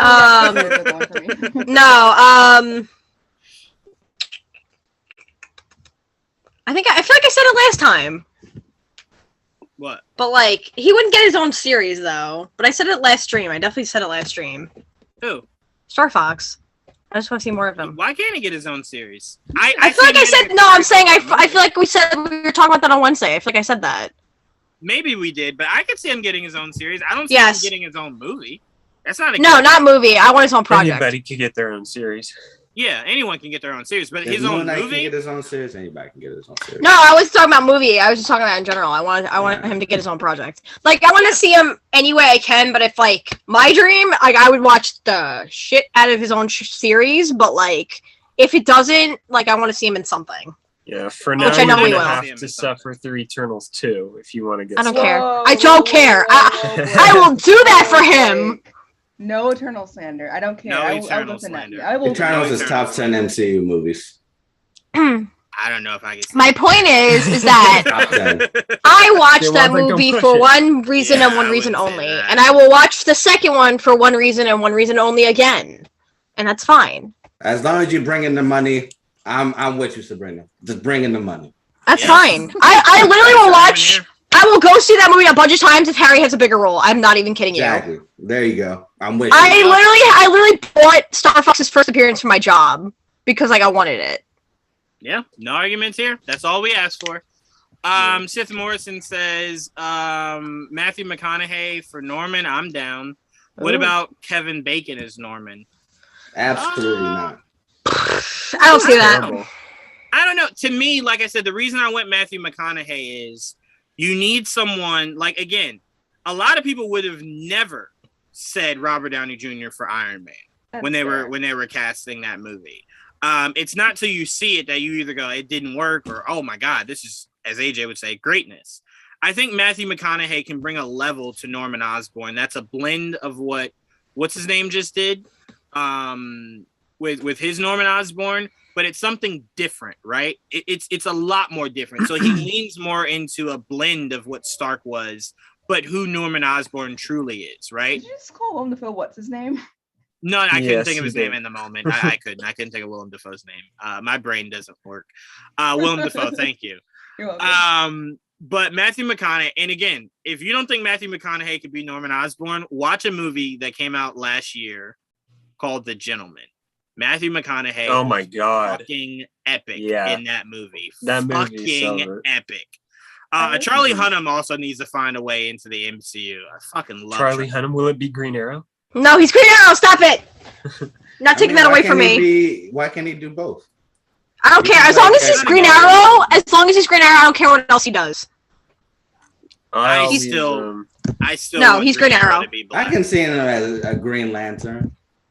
No, he's Green Arrow. He's Oliver Queen. I can see him. He's literally the real life version of Oliver Queen. You cannot convince me otherwise. I can see him as Kyle. Only reason I wouldn't want him Kyle other than Oliver Queen is that if you watch Sons of Anarchy, the man already has the beard, right? He already possesses that beard. It's not even a beard. He definitely has his he can play his asshole personality, like his cocky personality. Absolutely.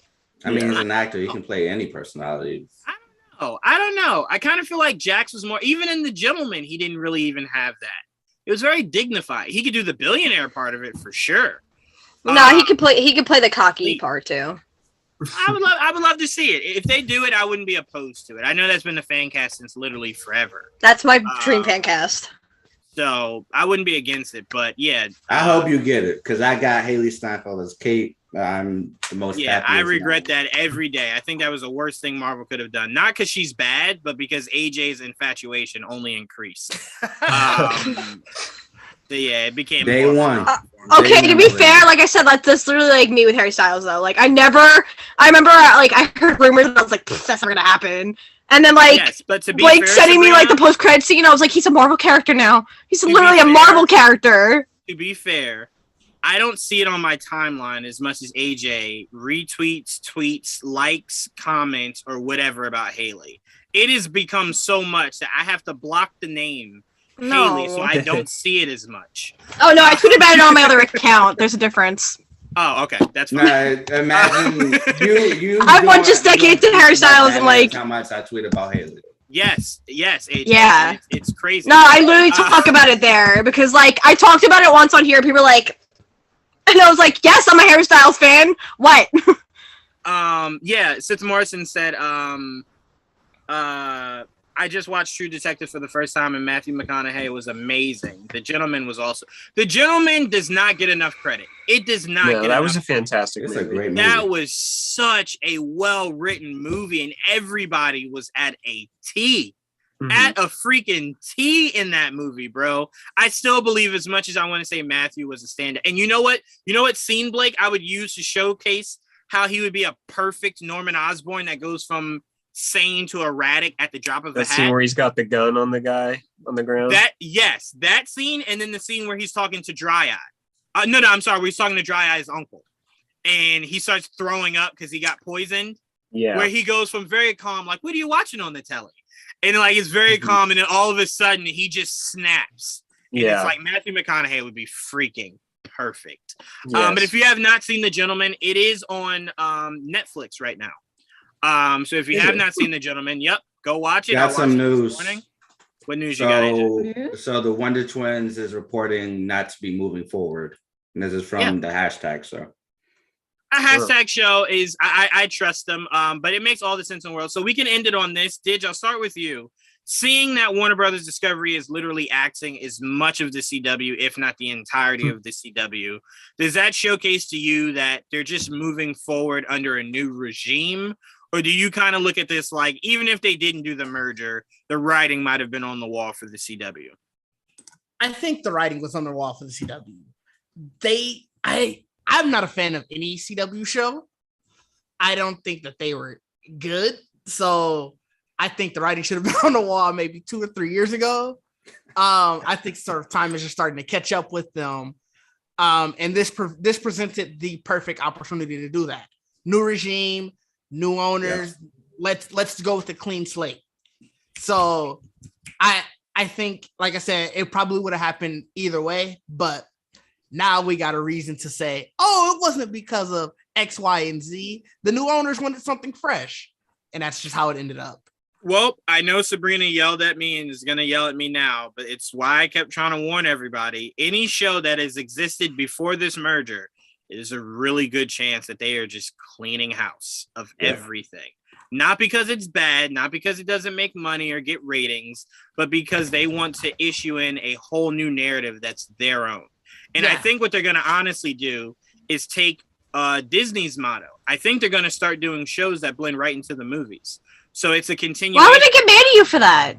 No, because Titans would be on the cutting room floor. Stop it! Oh yeah, that's go. Yeah, they would have to go. Stop it now! I mean, look at Peacemaker and Penguin. Can I be honest with you? On stuff like that. Exactly. Yeah. Right. It's never gonna. People have been asking for it to get canceled since day one. We're on season 4, so.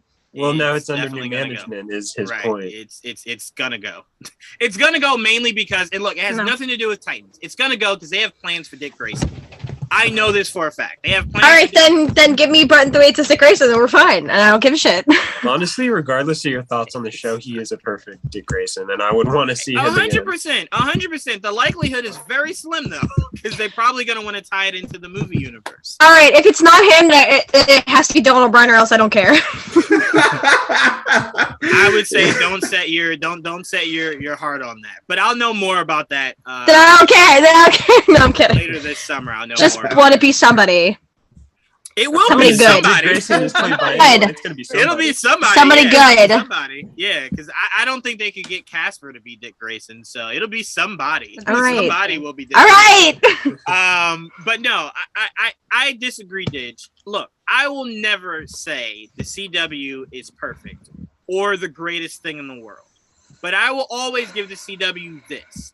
They gave us the most cohesive storyline in DC live action history, right? I saw shit from the CW I never thought I would see. They gave us Crisis on Infinite Earths, and they did it almost accurately, almost to a fucking T. So I'm like, they just did a lot of storylines I never thought I would ever see. Look, DC. Then they said fuck it when it came to Flashpoint. They 100% did. They did. Only slight things were accurate about Flashpoint. But to be fair, this movie's not about to be accurate with Flashpoint. So it makes the CW two episodes of the CW look accurate. Right. So I'm just really saying hurt about the movie still. I'm not here to debate whether or not the CW is good or not. I am just here to say I appreciate them doing and taking leaps that I felt as though the live action movie universe weren't willing to take. So I appreciate them for. Okay.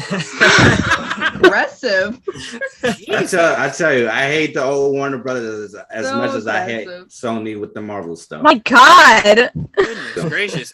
Seth Morrison says that Smallville and Supernatural are the only CW shows that he loved. I'm sorry. I never watched Supernatural, not because I thought it was bad or anything. It's just Supernatural to me is the live action form of One Piece. It's just so many fucking seasons by now, and it's like if you weren't part of it, at least Supernatural had an ending.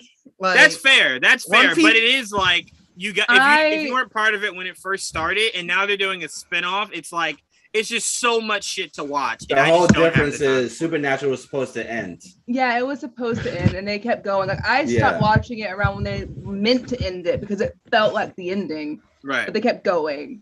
Yeah. So I never got into it. In Smallville was just like, all right, I've never seen something try to be something, but then try its hardest to literally just work its way away from it. A Superman show, and he never at any point felt like Superman, ever. And then you brought in the fucking Party City Justice League, and it was just like, oh, so you don't get any of these. Party City. Yeah, it's like, all right, cool. So, yeah, man. Smallville. That's better saying Kmart version of. But look, I don't like. See, that's how I feel about this. All right, listen, you call Smallville Party City Justice League, but that's how I feel about the CW Justice League. Those costumes were fucking beautiful. Barry's costume today. I don't care. Beautiful. I don't care. They're still cringe.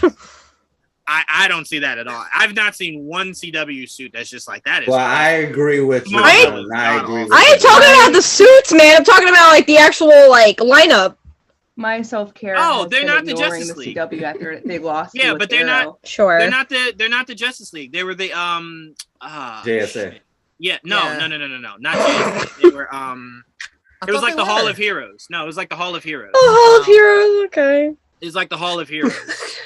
So it wasn't supposed to have one specific lineup ever. It's why. Well, I gotta say, I agree with Juwan and I agree with Sabrina. Smallville was some shit.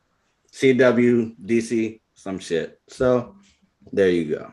Mm-hmm. Okay. All right. Again, I'm not here to defend the CW. I'm just saying I appreciate AJ making, and that's why I said, look, if somebody, so to Sis Morrison's point, if he believes Smallville was, a builder in how we got to where we are today, I won't argue that. I just I could never get into it. Never. Mm-hmm. Mainly because I was so Batman, I was anti-Superman. I believe Gotham is what Smallville tried to be. And Gotham succeeded. Yeah. No, don't. Jawan, be nice. I feel like I already know what Jawan feels about it. I think we already talked. I'm going to need you to be nice. Listen, I accept slander about a lot of things, but Gotham's not one of them. He doesn't like Smallville, and I can live with that. Yeah, I'm gonna go ahead and pass it to Jayla. Jayla, what are your thoughts? My thoughts aren't gonna be popular with you guys. I'm so sorry. The CW shows have lost me, and they've been lost me for a while now. I don't think I've really paid attention since somewhere like season 4 of Arrow, season whatever of Flash. Wait, the Prometheus season? No, I couldn't tell you. I have to go back and look. Yeah, that's season 4. I'm trying to think. That was season 4, right? That was the best season outside of Flash season 1. I'd say Flash season 1 is number 1, and then Arrow season 4 is number 2. I'm saying I stopped watching after season 4. Like season 4 was the last season I watched. That's fine. They ended it, I think, the season after that. Good. Did they? No, because they had like 6 seasons. Arrow ended at like 7. Yeah. No, Arrow ended in 6. And no way. Yeah, ended in 6. Right. I feel like it got more than 6. I feel like it got more than 6 too. Because that guy had to go to jail for a little while. I stopped watching. No, it was in that same season. I stopped watching Flash to season 2. Yeah, Arrow got 8. Yeah, 8. Yes. I was gonna say that shit went on for far too long. I'm telling you, it lost me because like I was like super into it, and then things kind of went left for me. Oh shit. Yeah. Owie. Flash lost me at season 2, and I felt super burnt out because like I love Flash. He's actually one of my favorite characters when it comes to DC. And I just felt kind of bummed. I felt kind of like down and out. I never really had the chance to watch Titans, which I know I should. Maybe. It kind of does feel like writing on the wall from my outside perspective, and just what Jayla, please watch Titans. We need another fan. I tell you what, Jayla, wait till the end of the year and see if it continues past the season. Just my knowledge of CW get her on its going. own, and how CW works with, let's say, Riverdale. They're struggling. They're a struggling company right now. So I'm not quite surprised if Warner Brothers wants to step away from being associated with CW. Well, that's their subsidiary. So like they own the CW. So I don't think the channel itself will disappear. I think they'll just do less DC stuff. So like they'll dive more into like Legacy or whatever all those other shows are. They'll probably just remove DC altogether from there. Absolutely. No, I put it on agree. HBO Max. But like I said, I feel it does feel like it's writing on the wall because it's not hitting home with a lot of the fans at this point. Which is weird because their ratings have not drastically dropped for any of the shows. Mm-hmm. That's why I was really confused why they ended Black Lightning so early. And I was just like, we lost Cloak and Dagger. I mean, it's not DC, but we lost Cloak and Dagger too, which sucked. Cloak and Dagger. Well, Cloak and Dagger was more so because once Feige took over of everything, he saw no future in Cloak and Dagger. Well, he saw the future of my sadness because I was very excited, but it's whatever. It's a completely different topic. A lot of people don't know, but Cloak and Dagger actually crossed over without physically crossing over with Luke Cage. I remember it crossed over with the Netflix shows. I can't. How to do that? I didn't even watch season 2. It made a reference. It made a reference to Luke Cage, to kind of let you know that there was the connection there. I always knew there was a loose connection to the MCU, so I've always been like, it's in the MCU. It's just well, the way I'm sorry, go ahead, Jayla. No, go ahead, Jayla. No. Just the concept of the show and the concept of Cloak and Dagger is so cool. I hate with everything in me that we didn't get to explore that more. Is all I was gonna say. Yeah, but look, Cloak and Dagger are characters I believe Feige will utilize going forward. Better, or I will hunt him down. I think Kevin is just very much like, I want to do it my way, not how someone else introduced it. I want to do it my way. That's I think the Runaways will be back. That'd be very nice too. I had a lot of fun with Runaways as well. Season episode. Wow. Season episode. Season episode 1. No, season 1 was all time. For me. Oh yeah, I really fell in love with those characters. The comics pretty closely because I went back to read the Runaways after. The only thing that wasn't accurate was obviously they couldn't use mutants. That was the only thing that wasn't accurate. Yeah, that was it. But everything else was spot on. I had a blast with it. Yeah, the comics were, if I remember correctly, I could be wrong. The comics were just a tinge darker, just a little tinge darker, but not by much. No, not by a whole bunch. But AJ, you're getting what you want. The CW is ceasing to exist. Everything else is ceasing to exist. And you're being created a whole new universe that you could shape on your own. So how are you feeling about that? Excited. I'm really excited. Now I can finally, potentially, get an actual great Justice League. Get an actual great Titans. They weren't building the fucking Justice League. Go ahead. Doesn't matter. No one ever called it the Justice League, ever. The name was never used. Team of super. I'm not even talking about CW. I'm talking about the movie version. Okay. That version of the Justice League. Yeah. So. You like that sometimes. See, you're like, they're not fucking. Oh, I felt that in my soul, Joanne. Because I was just like, because a lot of people say that all the time. They're like, finally, we get the real Justice. I'm like, they weren't the Justice League, though. Like, there was literally no members of the Justice League ever at one point in time. Part of, like, Supergirl, Flash, Martian Manhunter, Green Arrow. Does that sound like a Justice League to y'all? Like, what? Well, Martian Manhunter. The hell? Sure, but since the New 52, also, he's Flash not even in the Justice League. I don't care about New 52. Dang it, he's my Justice League, all right? I don't disagree with you, but I'm just saying, even in today, he's not part of the Justice League. There is more respect for Justice or Martian Manhunter. I don't disagree. Well, like I said, I can't potentially. I hope that we actually get a good representation of the Justice League, and I feel like this era of DC. We already have. Huh? You heard me. I said we already have. Wait, with what? Zack Snyder? You mean the one with Cyborg in it?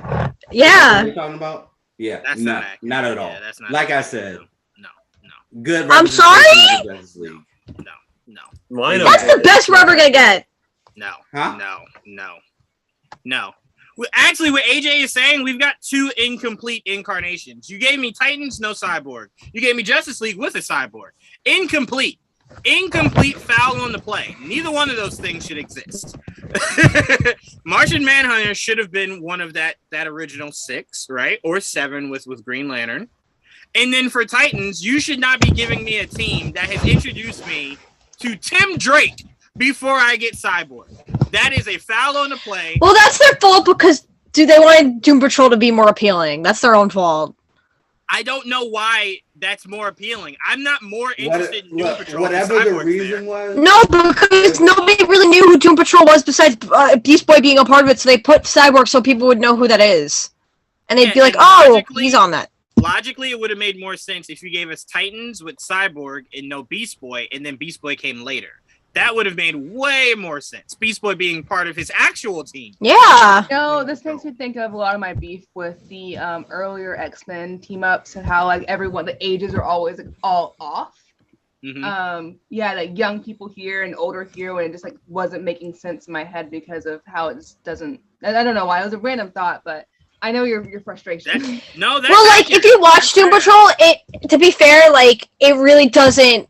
Like, see, if that's their logic, it really doesn't make sense. Like, it wouldn't have mattered if he was in it or not. Like, he doesn't make that much of an impact where it's like, oh, this show would be different without him. No, it'd be still the same.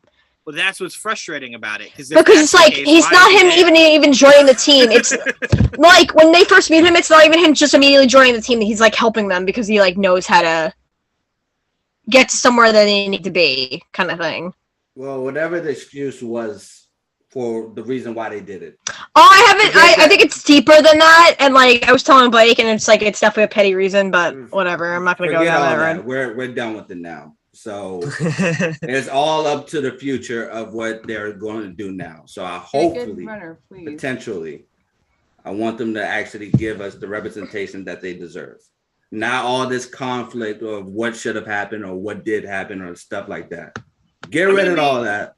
Start anew. I'm going to be honest with you, AJ. Now that we're getting Jaime, and I've been asking for this for forever. I'm so excited for him as Jaime. Oh my God. Now that we're getting Jaime, if I don't get Cyborg in Titans, I don't ever need to see that character. Jaime fills that spot for me. I don't need both. So if Jaime is a character you're going to introduce and could be a part of the Justice League team going forward, right? Like when you expand it, then I don't need Cyborg there too. So he either goes with the Titans or you throw him in the garbage, right? So I don't need both. With one, it cancels out the other. I always thought that, what's his name, Jeff Johns, instead of Cyborg, should have put Blue Beetle part of the Justice League in the New 52. That would have made so much more sense. It's the same thing, but it's a character that makes the most sense. So to me, Blue Beetle's here, Cyborg can go that way, or he can go to the Titans. Either way, I don't need you anywhere near my Justice League. Anywhere near that shit. Ever. I don't even need to see you talking to anyone of the Justice League. That's reserved. Okay? You tell Dick Grayson, and then Dick Grayson tells Batman, but you don't get a direct line to Batman. So that's just how strongly I feel about that. But Sabrina, what are your thoughts with the new regime of Warner Brothers Discovery? I think I kind of was explaining this to somebody a while ago. I think at the time, like when they were kind of doing their own thing, at the time it worked for them, but like now because of certain actors like leaving and stuff like that, and like everything along those lines, they need to really form a plan and kind of like have everything connected so it's less messy. Because like right now, like a part of me, like obviously I'm still gonna watch and like love and like pay attention to everything in the DCU, but like every time I kept hearing stuff about like Michael Keaton being the new Batman, I was like I don't even want to think about that. I was like, it's like thank God I could just stay in my bubble with Rob's Batman and like the BCAU, like you know BCU, and like I'm fine. Because like even if like everything else is a mess, I don't have to think about that. But like at the same time, it's like no, they need to really like form a plan and like fix this, because it's like it's too messy. It's just getting like worse and worse, and like that's what they need to just start fresh and like Like I remember when the merger first like got announced, everybody was like, "Oh, that means Rob's like done," and I was like, "No." I was like, "That's not what it means." I was like, "They're probably gonna like do exactly what is gonna probably happen. He's gonna get us 3 movies, and then they'll probably start from there," which is like that's fine because like that's what they kind of need, you know.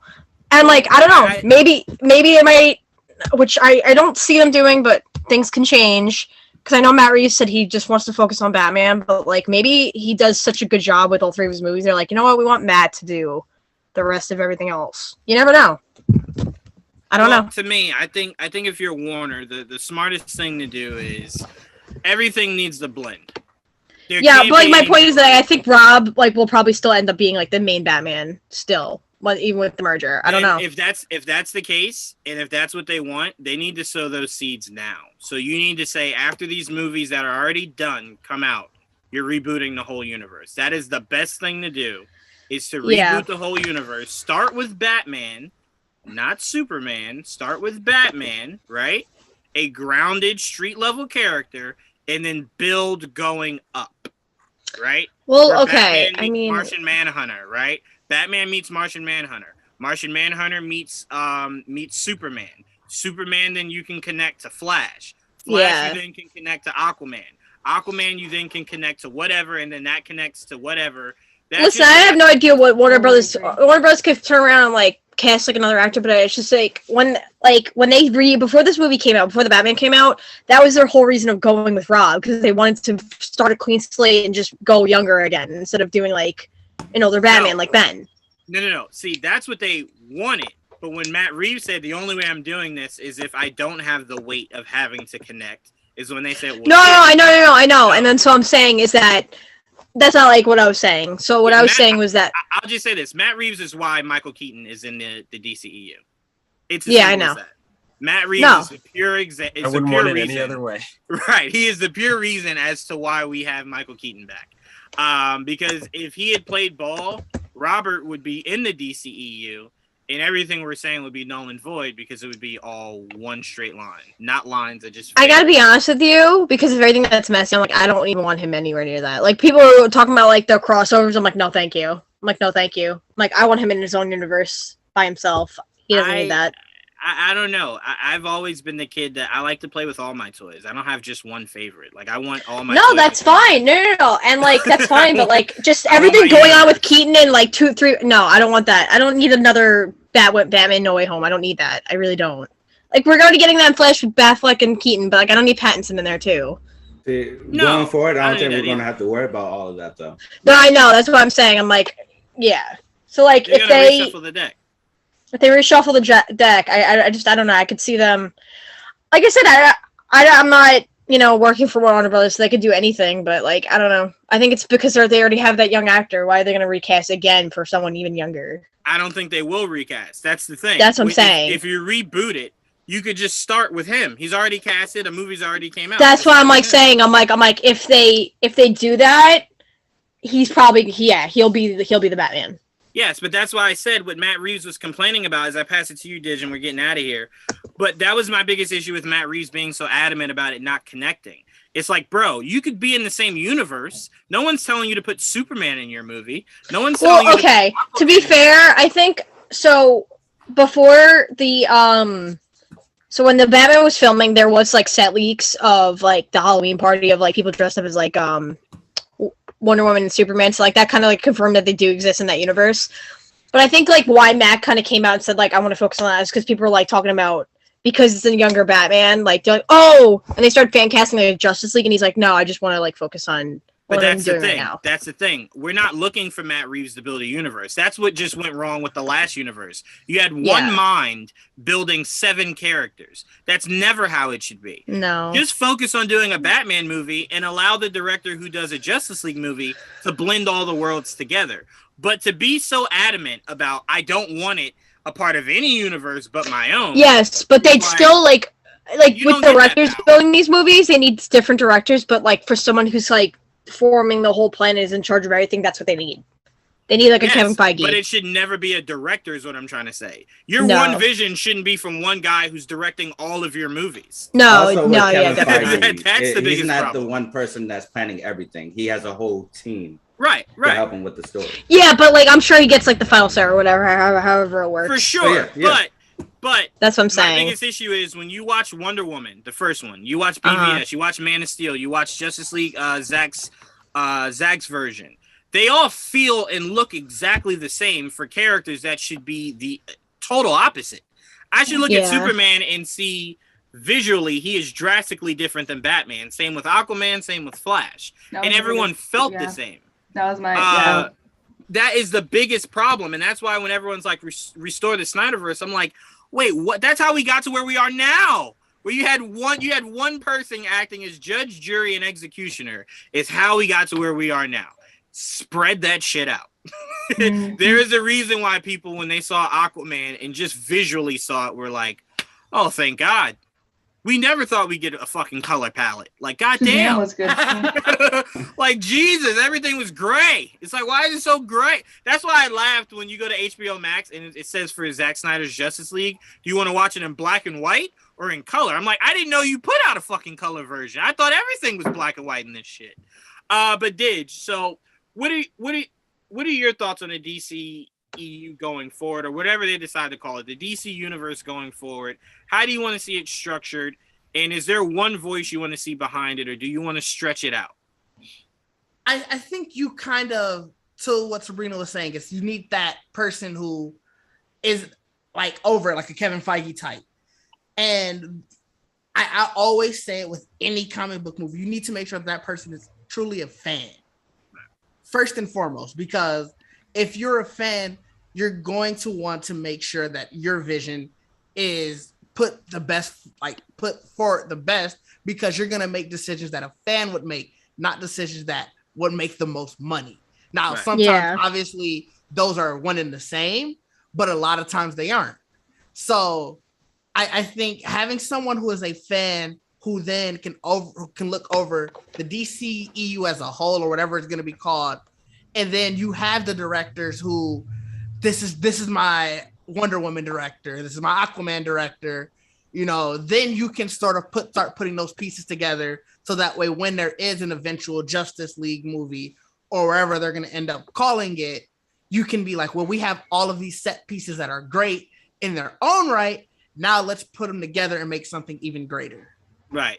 And so what Trayvon's saying, he just joined the chat. He's saying he wouldn't blame all of it on Zach. The problem why I blame everything on Zach is for twofolds. One, Zach's original plan of how he wanted to build this universe is not conducive on how a universe should be built. When you're telling me you're starting a universe with a 50-year-old Batman with plans to kill him and then end the universe after 4 or 5 movies, what the fuck is that? What the fuck is that? What is that? Like, what? No, you're essentially telling me you're building an Elseworld universe, not a main continuity that's supposed to what, AJ, you said we're close to 30 films in the MCU. Zach was like 30. I'll give you 5. 5? Yeah, Justice League came way too soon. That's what I'm saying. So I'm like, when everyone's like, oh, I wouldn't blame Zach, I'm like, I'm not talking about creative differences, right? We know Warner Brothers got in the way of a lot of what a lot of directors wanted to do creatively. Not arguing that. His original concept was flawed. He started Batman at 50. He planned on killing Batman. He was going to have Batman sleep with Lois Lane and create a child, and then that child grows up to be Batman. Oh my God. So much about that is just like, where was your head? Where the fuck was your head when you were building it? Listen, I love Zach, and like I've loved everything, but like hearing that, I was like, no. And like people like were like, that's the best thing. I was like, I don't know how this generation grew up on Justice League Unlimited. Bruce was so much older than Lois in this story. So like, yes. Extra uncomfortable. And you know what makes it more uncomfortable? He legit says to Lois Lane how much Clark meant to him, right? He was the sign of hope. He's what inspired me. And then you go behind Clark's back and sleep with like so much of that was so messy and yucky. No one wanted that. Like this was supposed to be like after everything in Justice League, right? Say it again. This was supposed to be like, oh my, you know what? Never mind. I don't even want to go through it. No, never mind. It's fine. Okay, no problem. It's fine. No problem. So all I'm saying is there's an easy way to rebuild it, and I say just take it movie by movie. You did the Batman, do a Superman movie. Now, if you want to bring Henry Cavill back, that's a whole nother thing now that you got to adjust. But just take it movie by movie, and you can put little breadcrumbs in each movie that builds up to something bigger. I always said there's no better way to end a Batman movie than it ending and him going back like to his room or whatever. And he turns on the light, and fucking Martian Manhunter is standing there, right? And it's just like, oh, freak out, not gonna lie. Like, oh shit, like, oh, what are they doing? So I'm finally, like, there's a way to slowly build this to where it works. But where they were and where they're going, Sith Morrison says I'm pulling for a 6 to 7 film series with Rob's Batman. And Trayvon's like, let it go. You want me to let it go? You still want Zach back. You let that go. Oh, no. Like, oh no. That's not plausible. You gotta hide. That's not plausible. That'll never happen. Me getting a cohesive universe, that's on the horizon. Zach coming back, you can go watch his Jedi movie that he's making. But for me, I'm of the Star Wars mindset, into this. No, I'm Star saying Wars that's the always movie that brought he's into making. this. That's the movie that he's making. But for me, I am of the mindset of it's an easy fix. It's just you need somebody of the new regime to say, you know what? Pull the fucking Band-Aid off. We're starting over. We're rebooting everything, television and movies, and even some of the comics. You know, I'm just fuck it. Put a reboot on everything. Everything's going. And just start from fresh. Right. Games, out of here. Out of here. We're starting fresh. And I promise you, if they do it that way, 10 movies into the new DC universe, we'll be putting more respect on their names. I'm not saying we'll compare them to Marvel, but we will have more respect on our names, on their names. So it's an easy fix. Hopefully they do it. We all passionately love the DC universe. Okay? We only want to see what's best for them. Apparently they didn't. So hopefully the new regime does. They're already off to a good start. They want Superman. And the last regime was just like, no, Supergirl. And we're like, wait, what? Like Supergirl with Superman. They're like, no, just Supergirl. So I'm looking forward to this summer when we see a lot of these trailers come out, the Flash trailer, Shazam trailer, Black Adam trailer, how they're building this shit. That's going to be very interesting to see play out. But I want to thank Didge, AJ, Sabrina, Jayla, and Blake for joining me on this episode. We had a great conversations here, man. We really did. And I like that we did the Jedi conversation because Blake was like, I have thoughts. And Didge was like, I have thoughts. And I hate that I missed the beginning of that because my laptop went crazy. No, but you can't. Was there something else that you wanted to say? No, I just missed the first chunk of it. I missed hearing what Blake had to say. Oh, got you. Blake, what was your stance? Were you wanted it to be a separate entity? Yeah, when it came to the Force, I just said that I have always seen it as two different entities, especially the dark side, because you have to seek that out. And I think that right there is proof enough that it's like there are two corners of the Force as opposed to just kind of one entity with both sides kind of in your ear the whole time. So, well, we did just get from Palpatine himself that he is going to be in a upcoming Star Wars project as a younger version of Darth Sidious.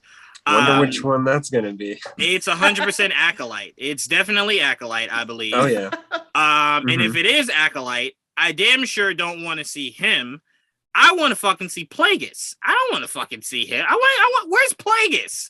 How many more things am I going to get before I get Plagueis? I would have to imagine if it's both, I'm cool with that. But I need Plagueis. But apparently, Acolyte is about a member of the Sith who is now fallen and is now questioning whether or not they want to continue to be a part of the Sith or if they want to seek something else. That's pretty fun. So I'm like, okay, cool, but I want Plagueis. Like, fuck whoever your character is. Where's when he Plagueis? said that, I 100% went Kenobi. Like, no, he very likely could be in Kenobi. 100%. 100%. But with Acolyte being around the timeline of Plagueis the Wise. Are we doing a show Wednesday? Is it on time? Yes. Yeah. Okay. Yeah, I pushed my flight so we could do the show Wednesday. But I did want to say, Blake, I may rush us through that Moon Knight review to talk whatever Star Wars news comes out that day. Yeah. Well, I'm not going to be on that one, unfortunately. That's going to be the only one that I miss. No, not the finale. I'm going to be at Disneyland that day. He's going to go see Moon Knight. And I was telling Sabrina, I might just, the second we finish the finale that night, I told him to do that. I'll record my thoughts on it and send it to you, J1, so you can play it during the stream. Just my very quick. It was good. Okay. It was bad. This is what I thought. Leave it at that because I want to be a part of it. He's gonna be all sleepy. Is that he's there just rubbing his eyes. It's midnight by him. No, it's 3 a.m. when we watch it, so he's fine. 3 a.m. when we watch it. Yeah, he'll be a lot better than we are. Yeah. But okay, so now I feel better because I'm like, you were the truest Moon Knight. I know. That's why I told him I was like, you have to. I will still be there into some capacity. Yeah. Okay, good. So now I don't feel bad. So now I'll make sure to give you your time. We respond to you, and then I just rush everybody else so we can talk. There you go. All right, so now I feel better. Okay, I feel better. And me and AJ will be bringing back Star Wars Saturday, not this upcoming week, the week after. Star Wars Saturday will be making its return. And I cannot wait to break down Star Wars with AJ breaking down Clone Wars. Jayla, I assume when we say that word, you don't know. Are you familiar with Clone Wars yet? Or no, it sounds like some indie product I haven't heard of yet. Okay. You need to run down. Jayla, I will literally give you $10 to watch all the Star Wars Clone Wars. I will watch Clone Wars. I promise. I will pay you to watch Star Wars. Okay. I will sign over this company to you if you watch Star Wars. Okay, Joanne, now you're just taking too far. I will call you holding out. See what else you can get. Keep holding out. See what else you can get out of this deal. You might have a free vacation. All right, so guys, I want to thank you guys so much. Look, we should be hearing back from New York Comic Con on whether or not we all got green lighted for that. Jayla does have a convention that's coming up that Jayla's going to be attending for GVN. Nice. So we got a lot of stuff coming you guys' way. Make sure you stay tuned for it. And like I said, we will be doing Wednesday's show for the finale of Moon Knight. But no GVN talk No roundtable talk next week. We all got doctor's appointments. Yes, that's exactly what it is. There you go. And my dog ate my homework if that's necessary. But we will see you guys the following Wednesday for breaking down Doctor Strange Multiverse of Madness. But also Multiverse of Greatness. Yes. Also stay tuned this Tuesday. Me, Didge will be getting together to do a sports show. So stay tuned for that. GVN needs some sports broken down. So we're going to be breaking down sports in a combination show, bringing our two worlds together. So stay tuned for that. But thank you guys so much. We appreciate you guys joining us on this Sunday afternoon. You guys were awesome. I didn't get these kind of offers. Trayvon, that's because you actually followed instructions. When we asked you, you actually fulfilled it. You didn't make us have to hold out and make threats and all kinds of stuff. You just did it. We appreciate you, Trayvon. But if you need the company, I'll sign you over the company. Shit, I'll retire. But I'll retire tomorrow. But thank you guys. And until next time, peace.